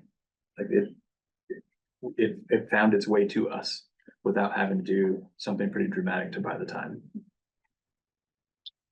Another clarifying question. I have another clarifying question, sorry. Option 2, no positions eliminated. I don't mean to beat a dead horse, so that means no risk. What about the 6.0 that are unfilled? Right, those are not eliminated either, so they stay Okay. in as well, so that was, Okay, and then 1.5, same question. So no risk, but it doesn't say no positions eliminated. So I'm just terminology. right, so the current vacant positions would not be in budget in the option In 1.5. 1.5. That would be, we would sort of consider that attrition that we would take advantage of. Understood. Okay, thank you for that clarification. I mean, my read is 1.5 is sort of taking advantage of attrition so that we can pay for facilities that might have been underfunded, right? Essentially shuttling that money. Because the impact is very similar Yep. in both options. Yep. But in option 2, we continue to underfund facilities relative to Rex Collins' report, as we made those cuts last year. But we maintain positions that we haven't filled. Option 1.5 seems to be, we say we haven't filled those positions, but now that money could be used to bolster the facilities funding. So I don't think that we've had a really good opportunity to sit down and really look at how we need to spend the facilities money. You know, we've got it, we keep putting money towards it, but we're not spending it down fast enough. You know, if we really are telling taxpayers, we need this $400,000 for facilities, yet we're sitting on $800,000 and we're not doing anything with it, that doesn't demonstrate a need. You know, it means that we're playing the shell game with money. So for whatever Montpelier decides to do with charging us for what we've already stopped. But we've got to take a look and make a decision on how we're gonna spend money on funding. Not everything in Truax Collins' report was timely. A lot of things that they put out there have already been addressed, so that there is a change in the numbers represented. And we haven't had time to really go through that and pull it out and say, this is really how much we need to have in facilities. We're using facilities as a dumping ground for a little margin of error for the coming years. And what I'm hearing taxpayers from all of the districts saying to me is that, you know, start with how much money you've got and build the budget from there, rather than how much you'd like to put in a budget and store away in different places and ask for more. So you might advocate for sort of a hybrid where the unfilled positions weren't filled and we didn't do the 400,000. Is that Correct. That's what I'm hearing. And that we continue to reduce the central office by one position. Which you've already, And that would be in the 1.5, Right. that would be attrition that we would take advantage of, yeah. So that would be another option, right? Which would get to a lower tax impact with no risks, but not the increased facilities capacity. I'm curious if an increase in facilities could be paired with a plan for how we want to spend that money, because I completely hear you. We don't have a plan. So what if some of our homework is to look at the Truex Collins report and come up with a really comprehensive plan of this is how much money we need to spend and by when, and that can dictate how much we do or don't want to put into facilities next year. And that's part of the capital improvement plan that we haven't really had a chance to look at since Truex. And I'm not sure you could do that before January when you want to put this budget. I don't think we want to, because when we put it out there for central office last year, you know, as, you know, the other topic of conversation for voters, I don't think we want to combine that until we have a very solid plan, a path forward. It was confusing, and I think for taxpayers seeing, you know, this big of an increase last year, just, you know, out of the gate, our first pass, and then seeing, you know, in addition to this, you know, here's what we're looking at. So I think that's a really solid idea, but I think for the purpose of this conversation, I think we should probably put that on another agenda. Absolutely. Because it's a valid point. And to, you know, show folks that, you know, we're taking the time to look into, you know, what these repairs are, see if we can prioritize them based on what we have available, and then, you know, with, you know, should we choose to put out there the, you know, 1.5 version, this is what we can hope to put toward, you know, something. But I think we really need to separate the budget and any kind of, you know, facilities proposals that we put out there. I think long-range facilities planning is complicated right now too. So given Mike's comment about like, we have a lot of work to do to make decisions about what does the long-range future for MAUSD look like? Yeah. And what are the facilities impacts there? And layer on top of that statewide conversations that are happening that may have implications on facilities. So I don't know how we couldn't anticipate anything from any of that. So how do you build even a 5-year plan? Right, and I think to that point too is, you know, that could also be a conversation where we bring in, you know, the building principals and say like, you know, you guys are in the buildings every day. You know what's been done. Are there things that you see every day that you think should be that we need to be aware of? Because we're not in the buildings every day. I wonder, just maybe a question in terms of messaging, and it's relating actually to Kathy's point about this, the money for facilities and how we would message that relative to the request for the fund balance.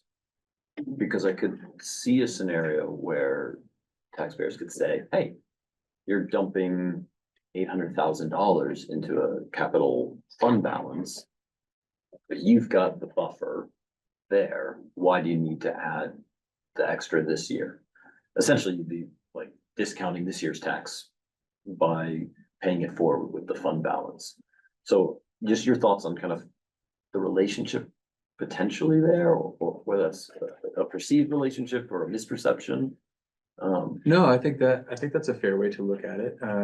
At least a portion of it, right? Because we're talking about adding 400 to the budget and then using 800 to go into the reserves. The net effect there is the same as if we applied 400,000 of that 800 to offset taxes. So I think the math works that way.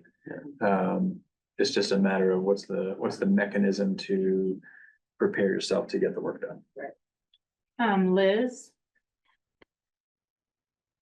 I was just gonna add that regardless of a big facilities plan, there's electric and there's a roof, and that's millions. And sometimes we have to put some money aside in order to save up enough to pay for the contract at one time. So there are very expensive and yet essential safety required by law items, the fire extinguishers, right? So we could look closer at a lot of the smaller stuff, but we've had big stuff that's been important for a long time. So I do think we could come back in January with, I would suspect pretty easily, with a plan for how to spend the money that's being set aside for facilities. And that would put us in a better light with the state for getting support from them for funding construction plans if we're continuing to do maintenance.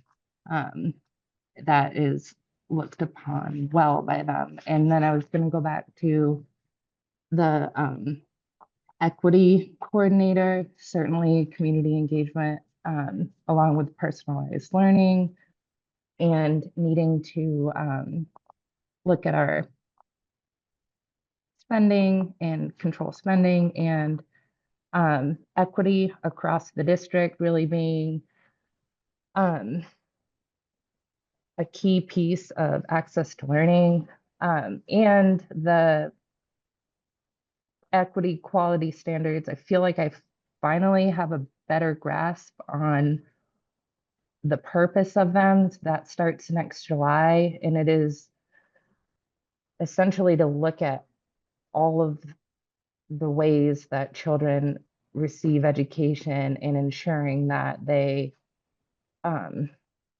it's done in an inclusive way across all subjects and areas of their school day. So that's really a huge undertaking, and having someone in place to look at that at the big lens and appreciating the social emotional support that students get from their teachers and everybody they interact with all day long is awesome. And then somebody to really look at that big picture and help us meet those new state requirements that are going to start up next July, or it's so not too long from now, 6 months from now. And I think there's going to be expectations for improvement plans and noticing our strengths and deficiencies and all of that. So I appreciate everything that's been shared tonight. Even if it seems kind of easy, it's also kind of hard in a lot of ways. And I support the recommended, I think it was 1.5. And I think that's about it. Maybe another question, just sort of historical clarification. I feel like I've only been in a situation where tax rates have increased in the 10 or 11 years I've been here, or maybe I just didn't notice, but you know, when I see even with the 1.5 recommendation, basically a 5%, 10%, 11% decrease, and then a small increase in Starksboro. Is there precedent for that? Like, that feels somewhat unprecedented, certainly recently. I think when we're starting to talk about 10-15% tax rate decreases, I would say that's pretty unprecedented. I think we have had years where some towns have seen flat or slight decreases, but not to the level of decrease I think that we're looking at now. In a presentation a while back, I'd have to see which month it was, I showed some historical perspective. I'd have to go back and look at that and see, but I think there were some years where some towns may have seen a flat or slight decrease. Yeah, I guess if they had a reappraisal or something. Sure. And that drove it down. I guess it's worth maybe context wise to point that out in the sense that even that option, which doesn't feel like a particularly extreme option, might still deliver changes to taxpayers that are, in the historical context, pretty extreme in their favor, right? So while we could fight and go further, this might already be a pretty strong signal to the community that we're taking into account both the cost and, of course, the product, what we're getting as a consequence of that. Yep. So the more I hear this conversation, the more I'm comfortable in that ballpark. And I think something to be said about the way we treat our staff. Yes. It's one thing if we're sort of up against the wall and we have to issue RIF notices to hit a target to get a budget to pass. It's a different thing if we're not up against that wall. And I think that's a value that the community has expressed as well. Okay, and I would agree with that, except when we look at what the presentation was tonight, and we're overstaffed very clearly. We have all these open sections that equates to 6.33 FTEs. How do you're speaking out of both sides of your mouth to the taxpayers? That we need all these positions, but yeah, we've got all these extra people. We haven't made any kind of an adjustment to that. But I do want to just check, we have, like, so for several consecutive years, we have taken advantage of attrition.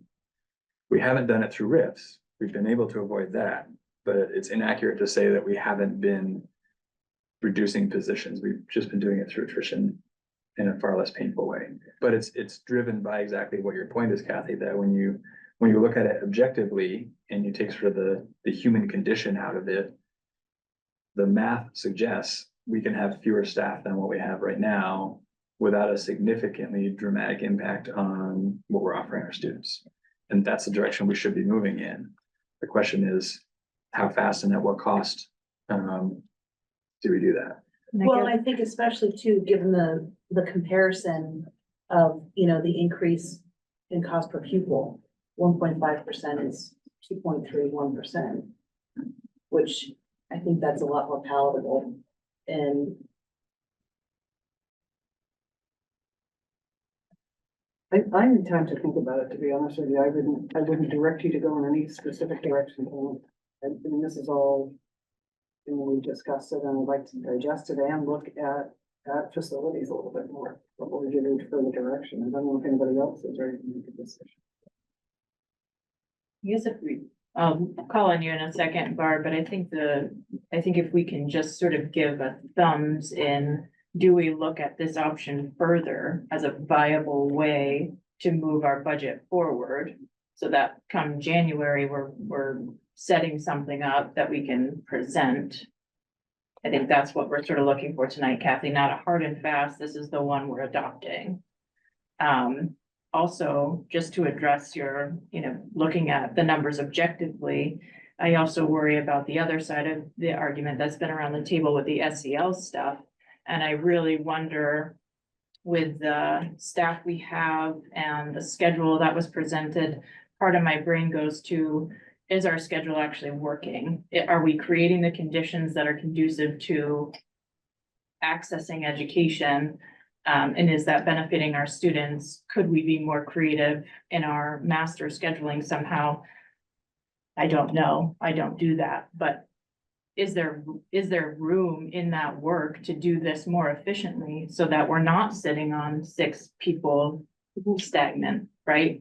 Or maybe there isn't, and I don't know, but I question in my brain about that. And is it just efficiency, or are there ways to mitigate some of this SEL stuff we've been talking about by being creative about how we give children access to education? And maybe some of that would be solved by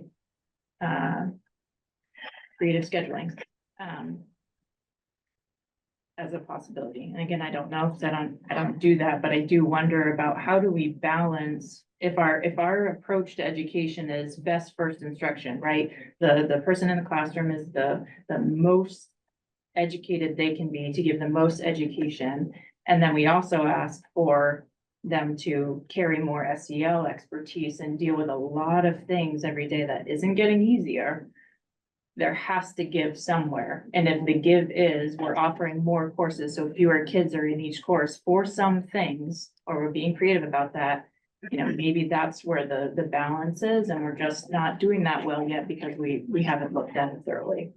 But just as thinking out loud about that, I'm really in favor of, and I said this to Patrick a few times, like staying fatter, because as we're looking down the line to say, how are we going to do education differently? Because we are going to do education differently. How we do that is what's the question. And if we are in a much better position to do that creative work by having bodies and having access to things, then that sets us up well versus being really lean and running lean and having to make really like add stuff back in, right? So it's sort of a backwards process for me. I'd rather be able to trim to get us to the ideal education system we want than to cut now and then have to piecemeal back together. And it just seems like a backwards process. Yeah. It's easier, not easier, but it's harder to add back in. I would think, right? Because I mean, teachers are gonna go and find other places to plug in their expertise. And I mean, if you can make the same amount of money and not be here, then you probably will. Barb. Thanks. That was, I wanted to respond to Kathy and probably in support of what you just said. The way I see those extra sections being used, it appears as though, they're being given to or organized towards habits of work for the students. And that, they actually, if you perceive it in that regard, help towards the individualization and the towards successes, the student successes towards those students who actually need a little extra. So I agree, with what you were saying, Erin. Just wanted to put that out there. I guess if I could, for me right now, I'm a version of 1.5, and very much of no reps. Like I feel really strongly about that. Taking advantage of like the 6.0 and the 1.0 that we talked about. I do think the facilities is gonna be a hard sell. So that's the piece that's variable for me, but the other two I feel strongly about. I agree. I think you said something really insightful about we're not just thinking about this year, we're thinking about the future, and we don't know what's gonna happen in FY27, FY28, and if we make really dramatic cuts now, that's not gonna help us pass budgets to create the best education system for our kids down the line. So I'm also in support of option 1.5. Yeah, I agree with that. And Erin, you made a good point. And Barb, with, you know, being creative with what we have, I think we would be doing ourselves a disservice by cutting just to add back in. You can't really restuff the sausage in a good way. And I think it would be really hard to convince our constituents who've been very clear with what their asks have been. You know, no cuts for anything that's, you know, any student facing positions. I feel very strongly about that. And at the same time, I feel like 1.5 is I think that would be a very palatable, budget to put forward. And I think the community, I'd be very surprised if there was significant pushback. An option that I think is workable. So if we think about conceptually 1.5, and it sounds like the facilities piece is maybe the thing that's in the greatest question, which is in question anyway in 1.5, given the potential changes or truing up of the data that we currently are working from. If the state comes out with updated yield or updated LTW ADM, that could knock that 400K out anyway on its own. So if we moved toward the next board meeting with the concept of 1.5, knowing that, and then we'll see kind of what happens with those figures that we get from the state. And then the focus for the next conversation is really, if anything remains even feasible from that 400, given those changes, how much of that do we bring to the voters? Could be zero, or it could be upwards of the 400 if nothing changes at the state level. So, and maybe that's what the time to mull over is needed for. I'm reading the room. Sort of what my notes have been saying is that, you know, how to either pairing or decoupling facilities from this budget, and how do we do that? So we either taking the 400K and we're making a plan for it, or we're saying we're not doing the 400K and taking that part away from the budget, or having some really robust planning for that. So it's sort of like an option 1.5B, if you will. So we can, I think, shoot to look at what different options look like for 1.5 or an iteration of 1.5. One thing there that I might add, and it might be completely not feasible, so feel free to ignore, but feels like we're really close to no towns having an increase in their tax. I don't know what that number would be. Yeah. Again, it sort of feels silly to ask, because in the grand scheme of things, that really shouldn't be what drives this process. But in terms of messaging, it's a lot easier to say we have a budget that doesn't increase anybody's taxes, as opposed to we have a budget that doesn't increase anyone's taxes except for Starksboro, but last year Starksboro actually didn't get hit as bad, so it's the same thing, but. Sure. So I don't know, if it's a lot of money, then it's a dumb request.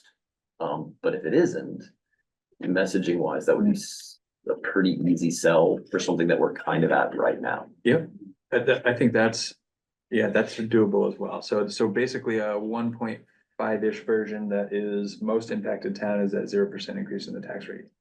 Knowing that Totally. it's a projection and Exactly. it's gonna change after we put this budget to bed, but that's as best we can project, that's what the impact would be. And at the very least, we could always signal that that was our intention. Yep. Right? With the information we had, like, we tried to build a budget that didn't do that, and maybe we end a little bit over, a little bit under, based on whatever happens to the state, but like, your interests were heard, we're responsive, and this is how we attempted to do that. And also the projected change in tax rates based on income in 1.5 being down 1.3%. I think that's really important too. And that's Really important. 2/3 of taxpayers, right? So Exactly, that's a big chunk. exactly. Yeah. And Yeah, again, right. without RIFs. That's good.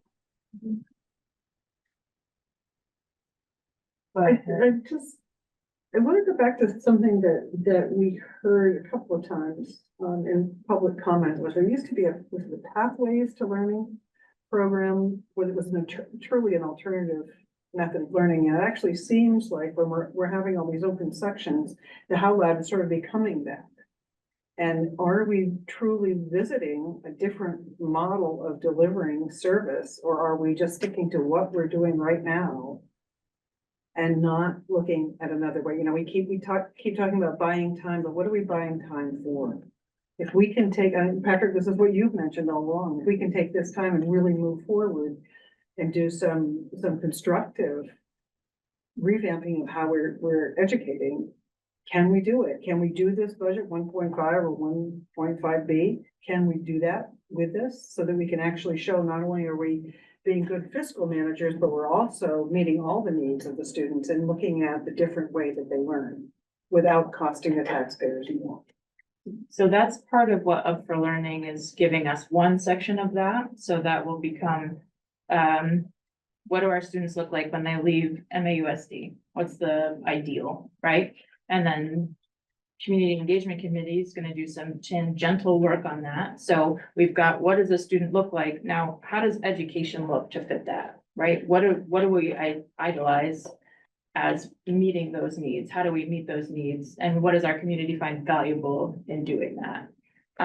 With those two pieces, then that informs our ends policy, that informs the strategic plan that's needs to be built, right? So those two pieces are going on, and I agree that I think, and that's sort of what my idea was about that creative scheduling, and are we looking at this, right? Is those are all the component parts that would make it so when we are pushing this out to voters, we're saying, we're not just standing on this saying, you know, we've done a thing. We're standing on it saying, we've done this thing and this and this and this thing too. And so fiscal year 27, we have a really solid roadmap for where we're headed.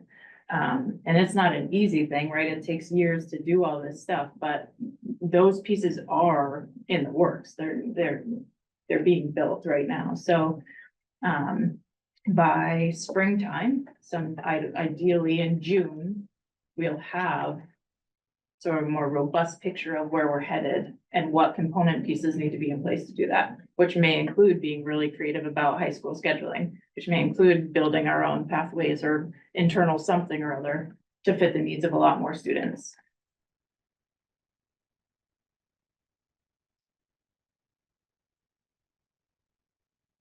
So thumbs for an iteration of 1.5, what it might look like if the greatest impact town is a 0% increase. Barb, Kylie. Okay. Sarah? Yes. Okay. Great. Okay. Thank you. Thanks, Thank Patrick. you, Sandra. Yeah. Okay, and thank you all principals for being here, and thank you Shannon for that presentation. Is there anything that they'd like to add? Oh yeah, that's a great question. It's wonderful to have you all here. You wanna offer anything or say anything in support of anything? That's clear and directed. Any concern? Do you have any concern? Do they have any concern? Come on, that's what we asked you to help us. They're not allowed to have their own concerns. They spend their day taking care of everybody else's concerns. Which is concerning. Right. If not, that's cool too. Yeah. You're happy to. Thanks for being here. Yeah. You're welcome to stay as long as you like, and you're welcome to make an exit. Thank you, everybody. Thank you, Nancy. All right, so we'll move on down then to the board management and governance section, and we're gonna start with an action item to approve monitoring report 3.4, which was sent under separate cover. So, Melissa first. A second to open the motion, please. I second. Meredith, okay, discussion on 3.4.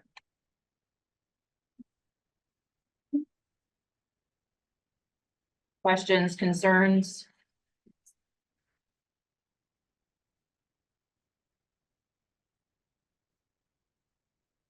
Anything else? I'll just say, I appreciate how thorough you were, Kathy, here, and also how forward-looking it was. I thought it really did a nice job of capturing kind of the discussions and the kind of challenges that we've sort of faced in this area, but also ways in which we sort of see moving forward effectively. So in that sense, I thought it made a lot of sense. Thank you. Any other thoughts? Okay, so based upon the information provided, does the board find that the board's interpretation is reasonable? Yes or no? Yeah. Yes. Thank you. Does the data demonstrate accomplishment of this interpretation? Yes or no? Yes. Yes. Any other evidence requested? No, okay. No, it's good. All those in favor of approving monitoring report 3.4, please say aye. Aye. Aye. Any opposed? Any abstentions? Okay, motion passes. We'll move down to action item B. Get a motion to approve monitoring report 3.2. So moved. Kathy first, Second. Kristen second, discussion.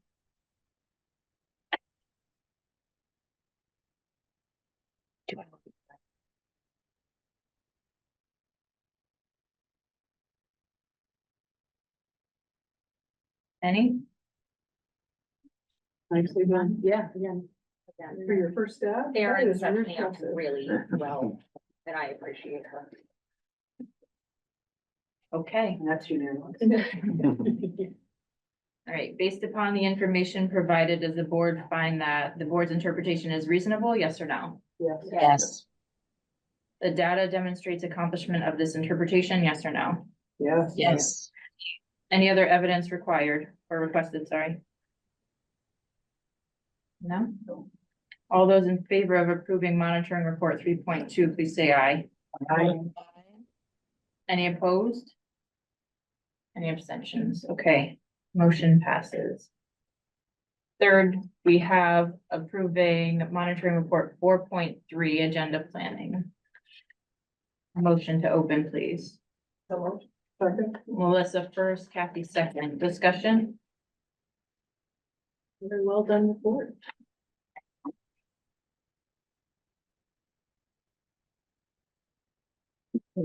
Yeah. Yeah. Well, and I really do want to take a second. This is my first large monitoring report, but I want to take a second to really appreciate those that come before us and the format that they set up. And it really gave a lot of food for thought in looking at what our jobs were this time around. And that made it a lot easier. So thanks to whoever has done this before. All right, based upon the information provided, does the board find that the board's interpretation is reasonable? Yes or no? Yes. Yes. The data demonstrates accomplishment of this interpretation? Yes or no? Yes. Yes. Any other evidence requested? No. All those in favor of approving monitoring report 4.3, please say aye. Aye. Aye. Any opposed? Any abstentions? Okay, motion passes. The next item on our agenda is an appointment. So we had one of our treasurers move on to a different position and which left a vacancy. And usually this is appointed from the floor.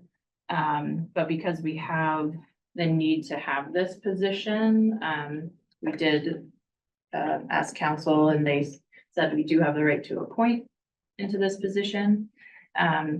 Chris Pearsall stepped forward as having interest. She's been a board member before. She's, well versed in the financial aspects of things.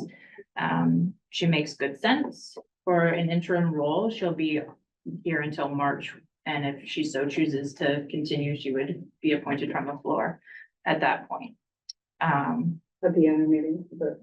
Yeah. So could we get a motion to appoint Chris Pearsall? So moved. Kristen? Second. Second, Mike. Finally got Any it. discussion? I'll just add a tiny little piece here that, Chris would be a co-treasurer, so we would still have a backup. Bartolia. Yeah. Correct. Could you give us a background? Does she have a background in finance or? I don't know this person, sorry. So board experience and does work in a financial office currently, I think. In what capacity? Not 100% sure.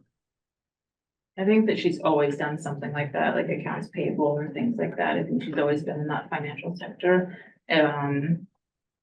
We almost invited her to come and be part of it, but then I was like, gosh, she's such a shoo-in. But I don't think she would have stepped forward to fill this role if she didn't have experience doing it. That doesn't feel like something someone would do. And having a partner that is so experienced, Yeah. Barb, if there's a need to spend time together to kind of get comfortable with it, I think that option is there. Structures are in place. How did they know that the position was open? Was it posted? Did we put it on Front Porch Forum? Like, I don't read it all the time, so. Yeah. We did, okay. No, we didn't post it, right? Yeah, I think it was mostly word of mouth. Yeah. Just from the internet. So she's an investment advisor representative, has 10 years of experience in the financial industry in various settings, from a trust department to a small broker dealer and registered investment advisor. And also serves as the treasurer for Homeward Bound. If we're looking for that word, Keyword. if I continue reading. And who does she work for? Does it have? This is Bristol Financial. But I know nothing more. I literally just pulled up this webpage. Google had. Yeah, let's take that with that grain of salt.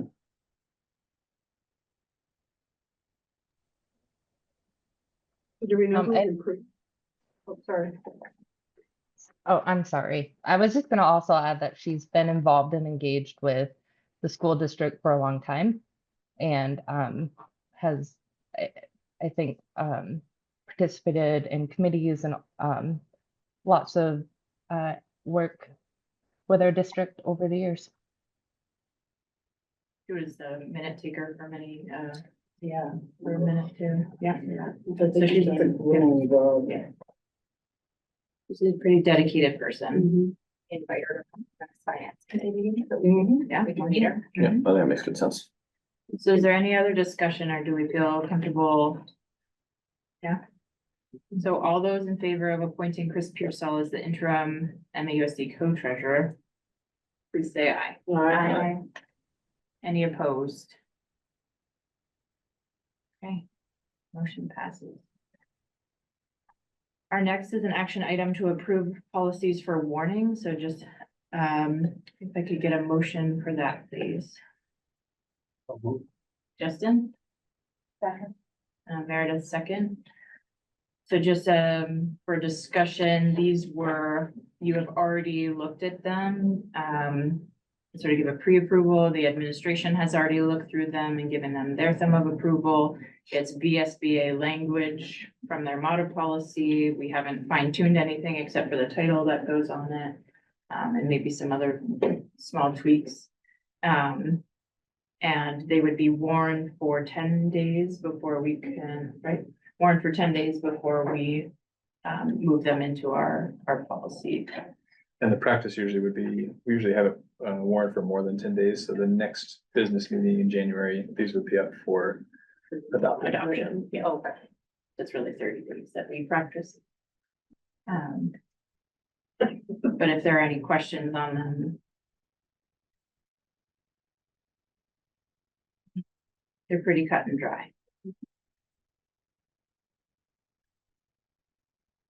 Okay. So all those in favor of approving policies B7 and B8 to be posted for warning, please say aye. Aye. Any opposed? Any abstentions? Okay.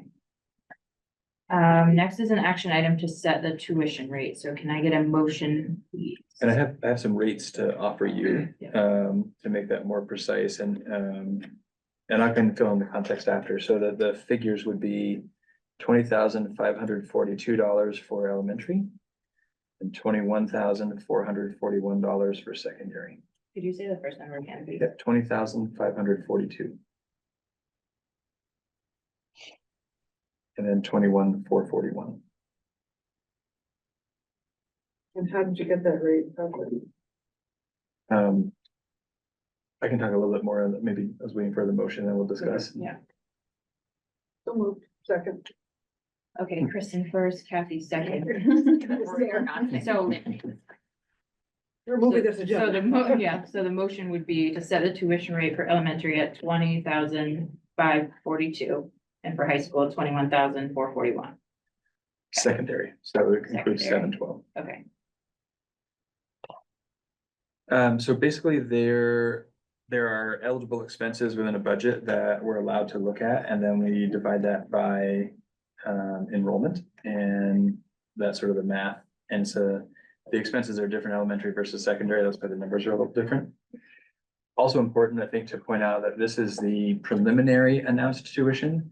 The statute allows a truing up. So because we can't really know what it's going to be next year yet because of the budget process and everything else, we sort of announce a tuition, then the budget lands, and then our actual enrollment is what it is. And then we actually do the math next year to true up for what it would be. So there is basically the statute allows, because of all the uncertainties, for us to correct that after the fact. So it's a preliminary number. And what are the tuition rates this year? I don't have that in front of me.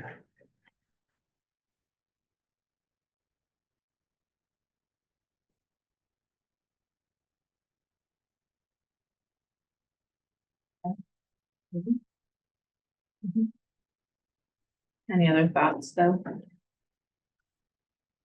Again, knowing it's a little variable. Could you just remind us the context of like, under what circumstances someone would pay tuition? And at what So circumstances they might not? So Lincoln School District is the primary Yeah. one, and that is exclusive to the secondary because we don't educate any of their elementary students. And then on very rare occasion, we have language that allows for private tuition paying. So if a family wants their kid to attend this one of our schools and they live out of district, the option exists for them to pay tuition to attend. And then what flexibility we have? So can we choose any number? Does it have to, like, I'm not sure if I understand like our role. I think you have to have, it has to be founded in some of the budget assumptions that you have. So again, it's a projection because we don't have a budget next year, but it's pretty formulaic about how we arrive at that. There are some variables like construction costs is one of those variables that the state recommends that you include construction costs when you're calculating tuition. And not all districts include those. And different districts where we're somewhat of an anomaly in the amount that we build into our budget directly for construction services. Much more common is you build in money for debt to pay bonds that do the construction work. And so even that variability, right? So to use bond payments and count that toward tuition or not there's variability. And then we have very little debt, but we have, a sizable amount for facilities is yet another variability.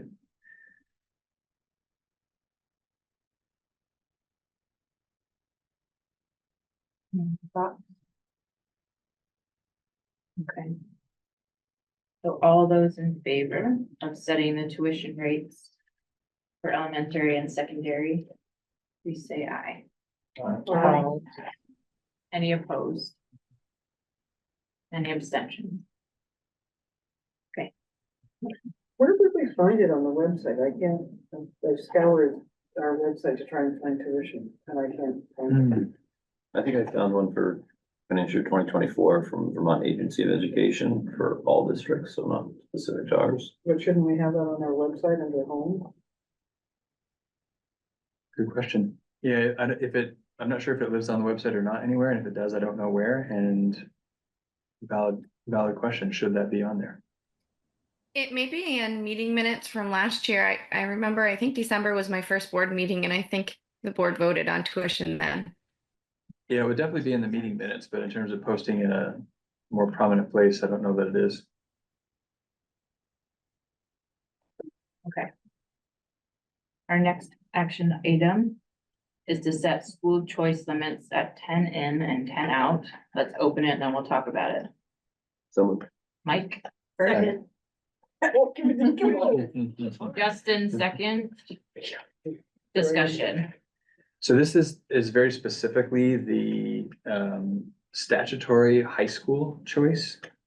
A school district our size, the minimum we're required to offer is sort of 10 in and 10 out. And that's annual, right? So the rising freshmen we have 10 slots for rising freshmen. We have however many that took advantage of it that are rising sophomores next year and juniors and seniors. So the potential is for 40 at any one point in time to be in or out. We tend to have more choicing out than in historically. And there's been some variability in how many choose to exercise high school choice out. How many do we have right now? I think it's a smaller number. Shannon's not here. I want to say it's in the 4 to 6 range right now. That have opted in or out? That's out. The Nobody's number opting is smaller lately than we had at one point. If I recall from when I looked at that a few weeks ago. Dumb question, but school choice, that does not include tuition in from Lincoln, correct? Correct. Okay. Yeah. So no money follows these students. Got it, So whether they come in or go out, there's no exchange of funds, got it. Thank you. which is why keeping what we offer to the minimum expected it mitigates our risk. For sure. So last year's tuition rates is jumping the exact same as what are projected for this year. Same numbers. Well, if our budget is increasing, that would be reflected to get choice. And then the truing up is, we typically, we take advantage of truing up.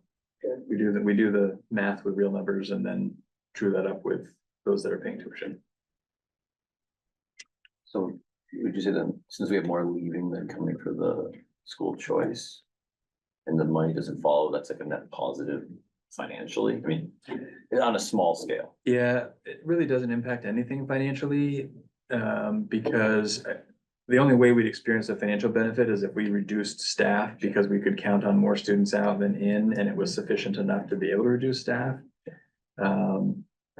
With 10 in a grade, it's tricky because they're sprinkled kind of throughout, so it's not a critical mass enough to warrant a staffing reduction, and it would be risky because you can't count on the same number in the next year. And What about a shell game? yeah. So we don't really make staffing decisions based on school choice, and the numbers have been small enough lately that it doesn't become very material. Okay. Cool. All those in favor of setting school choice limits at 10 in, 10 out, please say aye. Aye. Any Aye. opposed? Any abstentions? Okay. Okay, updates, negotiations. Nothing substantive. We continue to meet. There was an announcement that went out to everybody. You probably got the email. That was sort of the summary of that we're doing this. We've made some ground rules. But beyond that, it's just the work, I would say. But there'll be more formal announcements as we make more substantive progress, I would say, along the way. Thanks for doing it. Yeah. Yeah. And I don't think I'm not trying to be intentionally big or opaque. I guess maybe I am, other than the sense of like any announcement about negotiations should be joint with us and the union. So we're not able to really share beyond that in a meaningful way. So that's part of the hesitancy. Yeah. But it's been very pleasant to meet people the last one. I think we're good. Yeah. And just as a reminder, the board reps are Mike, Liz, and Brad. Yes. Thanks, Liz. Thumbs up. All right, finance and facilities update. You were the only one that attended. Well, let me tell you, I had a heck of a meeting.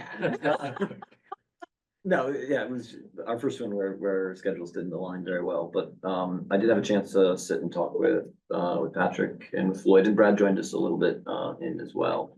And we're trying to work on some ways to visualize where the money is spent across the budget, a way to try to get a bit more of a quick be able to convey information quickly, which apparently I cannot do, but maybe the visual I could, to quickly convey information about staffing costs and where that's distributed across schools, across administration versus teachers, and do something like that for staffing, do something like that for facilities and finance, basically each of the big buckets, as a way to sort of provide the foundation for the budget discussions in a more approachable manner. And we just sort of talked about sharing this. Now I have a deadline, which is worthwhile, on January 22nd at like a community forum, as a way to be able to articulate the budget and what those drivers are. So that's kind of where we're at. And just to be clear, there was no meeting, there was no Oh, yeah, forum. sorry. Oh. There was great Well, discussion. some of us took an hour and a half to get as far as Ferrisburg from Burlington, because it was snow, Oh, that's sleet, no- freezing oh, rain. Oh, that was It- terrible. It was, yeah, cars off, trucks, it was, yeah. Yeah. And I could text you. No, makes perfect sense. So, Yeah. but yes, there was technically no meeting. Yeah. So Hang. there's no minutes, there's no Hence the recording. no minutes. It was just a nice chat about what I could do better. Mostly. So are you looking, just so that I can plan ahead, what, like 6 to 7:30, what were you looking for? The community thing, is that coming maybe in the next update? Yeah. Okay. Okay. Pause on This was that. new Yeah. to me. today, Well, so- I can't. All right, so the next update is policy and governance. We just keep chipping away at all the policies, and there'll be a lot more coming out to you. We just keep churning them through. I did get word about a new policy that's being created through, it's called Act 150, which has to do with our libraries and how they obtain materials and how they get kind of field questions. And I think this is sort of opportune, given what's happening in surrounding districts around this topic. So I did reach out to the SBA to ask if there was going to be a model policy created. Yes, there is. It'll be effective in July. So that's upcoming. But otherwise, we just continue to do the work required on these as they come up. Just to add, the librarians are all over it. Yes, They're so excited. they actually reached out to me. They reached out to me to be like, tell us more about what this is and how this works. So, Nice. yeah. All right, community engagement. I think I would find it helpful. I'm gonna assign a little section of our next steps of what we're working on. Barb, maybe you could talk about some of our upcoming virtual roundtables. Meredith, if you could talk a little bit about some planning we're doing with a Facebook page. And Kristen, if you could advocate for community connections such as you did with Brad, that would cover the really important work we're doing. Maybe start with Brad, then Meredith, then Kristen. Barb, Good, Liz. yeah, great. Hey there. I'm not sure the date. I apologize. I don't have my notes in front of me, but in January, we're hoping to have a virtual roundtable, and Patrick was invited to give some information about the budget. Feel free to add more. Liz? Yeah, so I can take that if that's okay. We are planning a virtual roundtable for January 22nd. We've invited Patrick and Mike from finance. And the theme of this is gonna be how the sausage gets made, where we're at right now with budgetary planning. More to come. There's a little more planning necessary for this meeting, so we'll have more details there. There's also been some discussion about setting up a community engagement Facebook page as another avenue to engage with the community in addition with Front Porch Forum.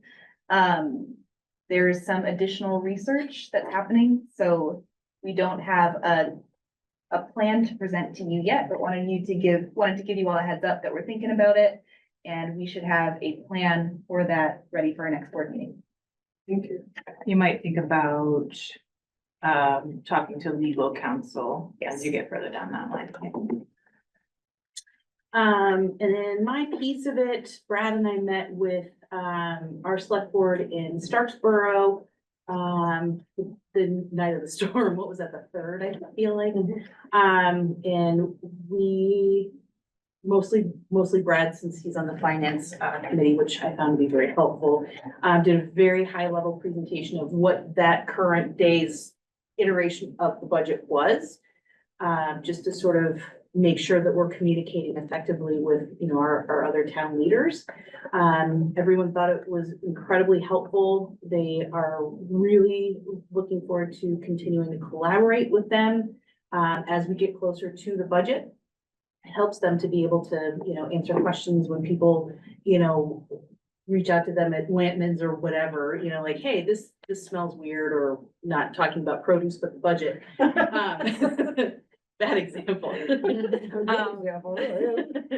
And, you know, some of the helpful feedback that was provided was, you know, or things that we should, you know, maybe think about was, do we have a communication plan to sort of anticipate or preempt and respond to social media and Front Porch Forum postings, you know, to kind of get ahead of the game.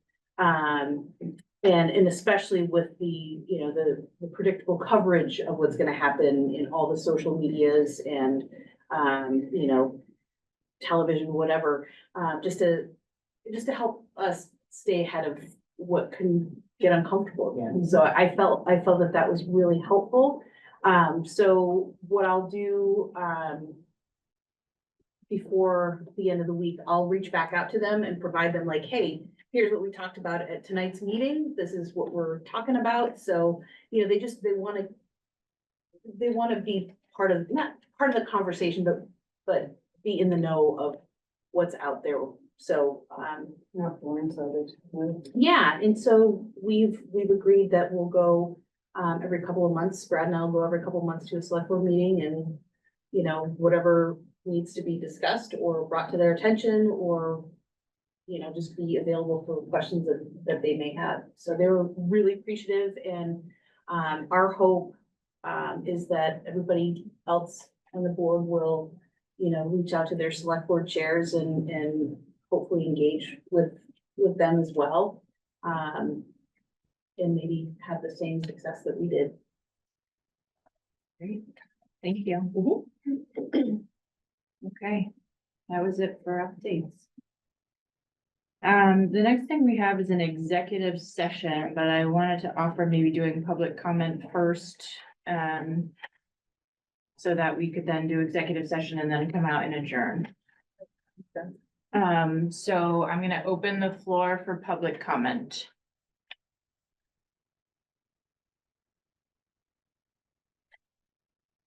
Yeah, oh, sorry, I couldn't see you behind that. I made a lot of notes. Some of this is not as relevant as it was, because it sounds like there's a different direction maybe going in the budget stuff, but I think it's still important. Will you just say your name first? Oh, I'm sorry, John. Thank you. And I'm speaking specifically to the specials at the elementary level, and I have a little bit more information on that music side than the other broader ones, but with the proposed 0.8 reduction in music educators at the elementary level, in addition to the student facing impacts that would have, it would have an additional effect on non-reduced staff members in that they would very likely get shuffled around to other schools in order to meet the needs. And that creates a lot of upheaval, and it's really discouraging for the staff members to get moved. And I know this happened last time. It was pretty upsetting for a lot of people. So that should be weighed very carefully before just throwing that at the staff members. And then there was a comment about specials teachers maybe being able to meet the needs of 3 elementary schools. And I think that would be a pretty big ask for, remember, those teachers are seeing all of the students in each school that they're covering. And I'm not sure that 3 is viable for really still working well with the students. And the last one on the specials is occasionally those staff members are actually tapped for some of the interventionist roles, because they are a body in the building, and if with taking that person out of the building, it's just one less person there when there's a student in crisis who maybe needs a little extra help. And then a couple comments on facilities. I know you guys followed the big Mount A renovation stuff that happened quite a number of years ago now, but one of the big sticking points for the community was the big deferred maintenance number. So while we need to be careful about just throwing a bunch of money at the facilities maintenance if we don't have a specific use for it in the moment, letting that deferred maintenance expense or potential cost rise and rise and rise is not something the community is necessarily going to want to see anyway. When making a plan to address the things to spend money on the schools, I think it's really important to specifically involve not just the district level facilities folks, but also the individual people in the schools. They know their equipment, they know what is working, what isn't working, because just because something's old doesn't necessarily mean it should just get replaced. A lot of old equipment that is perfectly fine, perfectly serviceable, and parts are available, just up the road in Williston at some of the big parts suppliers. And that making a plan and presenting the community for those priorities is really good pitch. That would help go a long ways in selling those ideas. Okay, thank you. Anyone online for public comment? Okay. And I want to say thank you for your comments, and also can you spell your name, please, so I get it correct in the minutes? JOHNDUNHAM. Thank you. Okay. So next, we're going to move into executive session under T1 VSA 5313A3, an evaluation of an employee. We're going to invite in Patrick. Can I please get a motion? Okay, Justin first, Meredith second. All those in favor of entering executive at 8:40 PM, please say aye. Aye. Any opposed?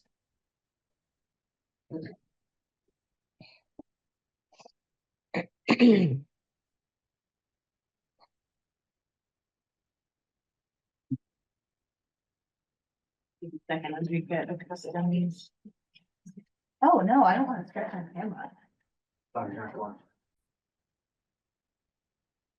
Okay, so we exited executive session at 8:55. I just need a motion to adjourn. So, second. Melissa first, I Kathy know. second. All those in favor of it at adjourning at 8:55 PM, please say aye. Aye. Any opposed? Any abstentions? Okay, good night, everybody. Thank you.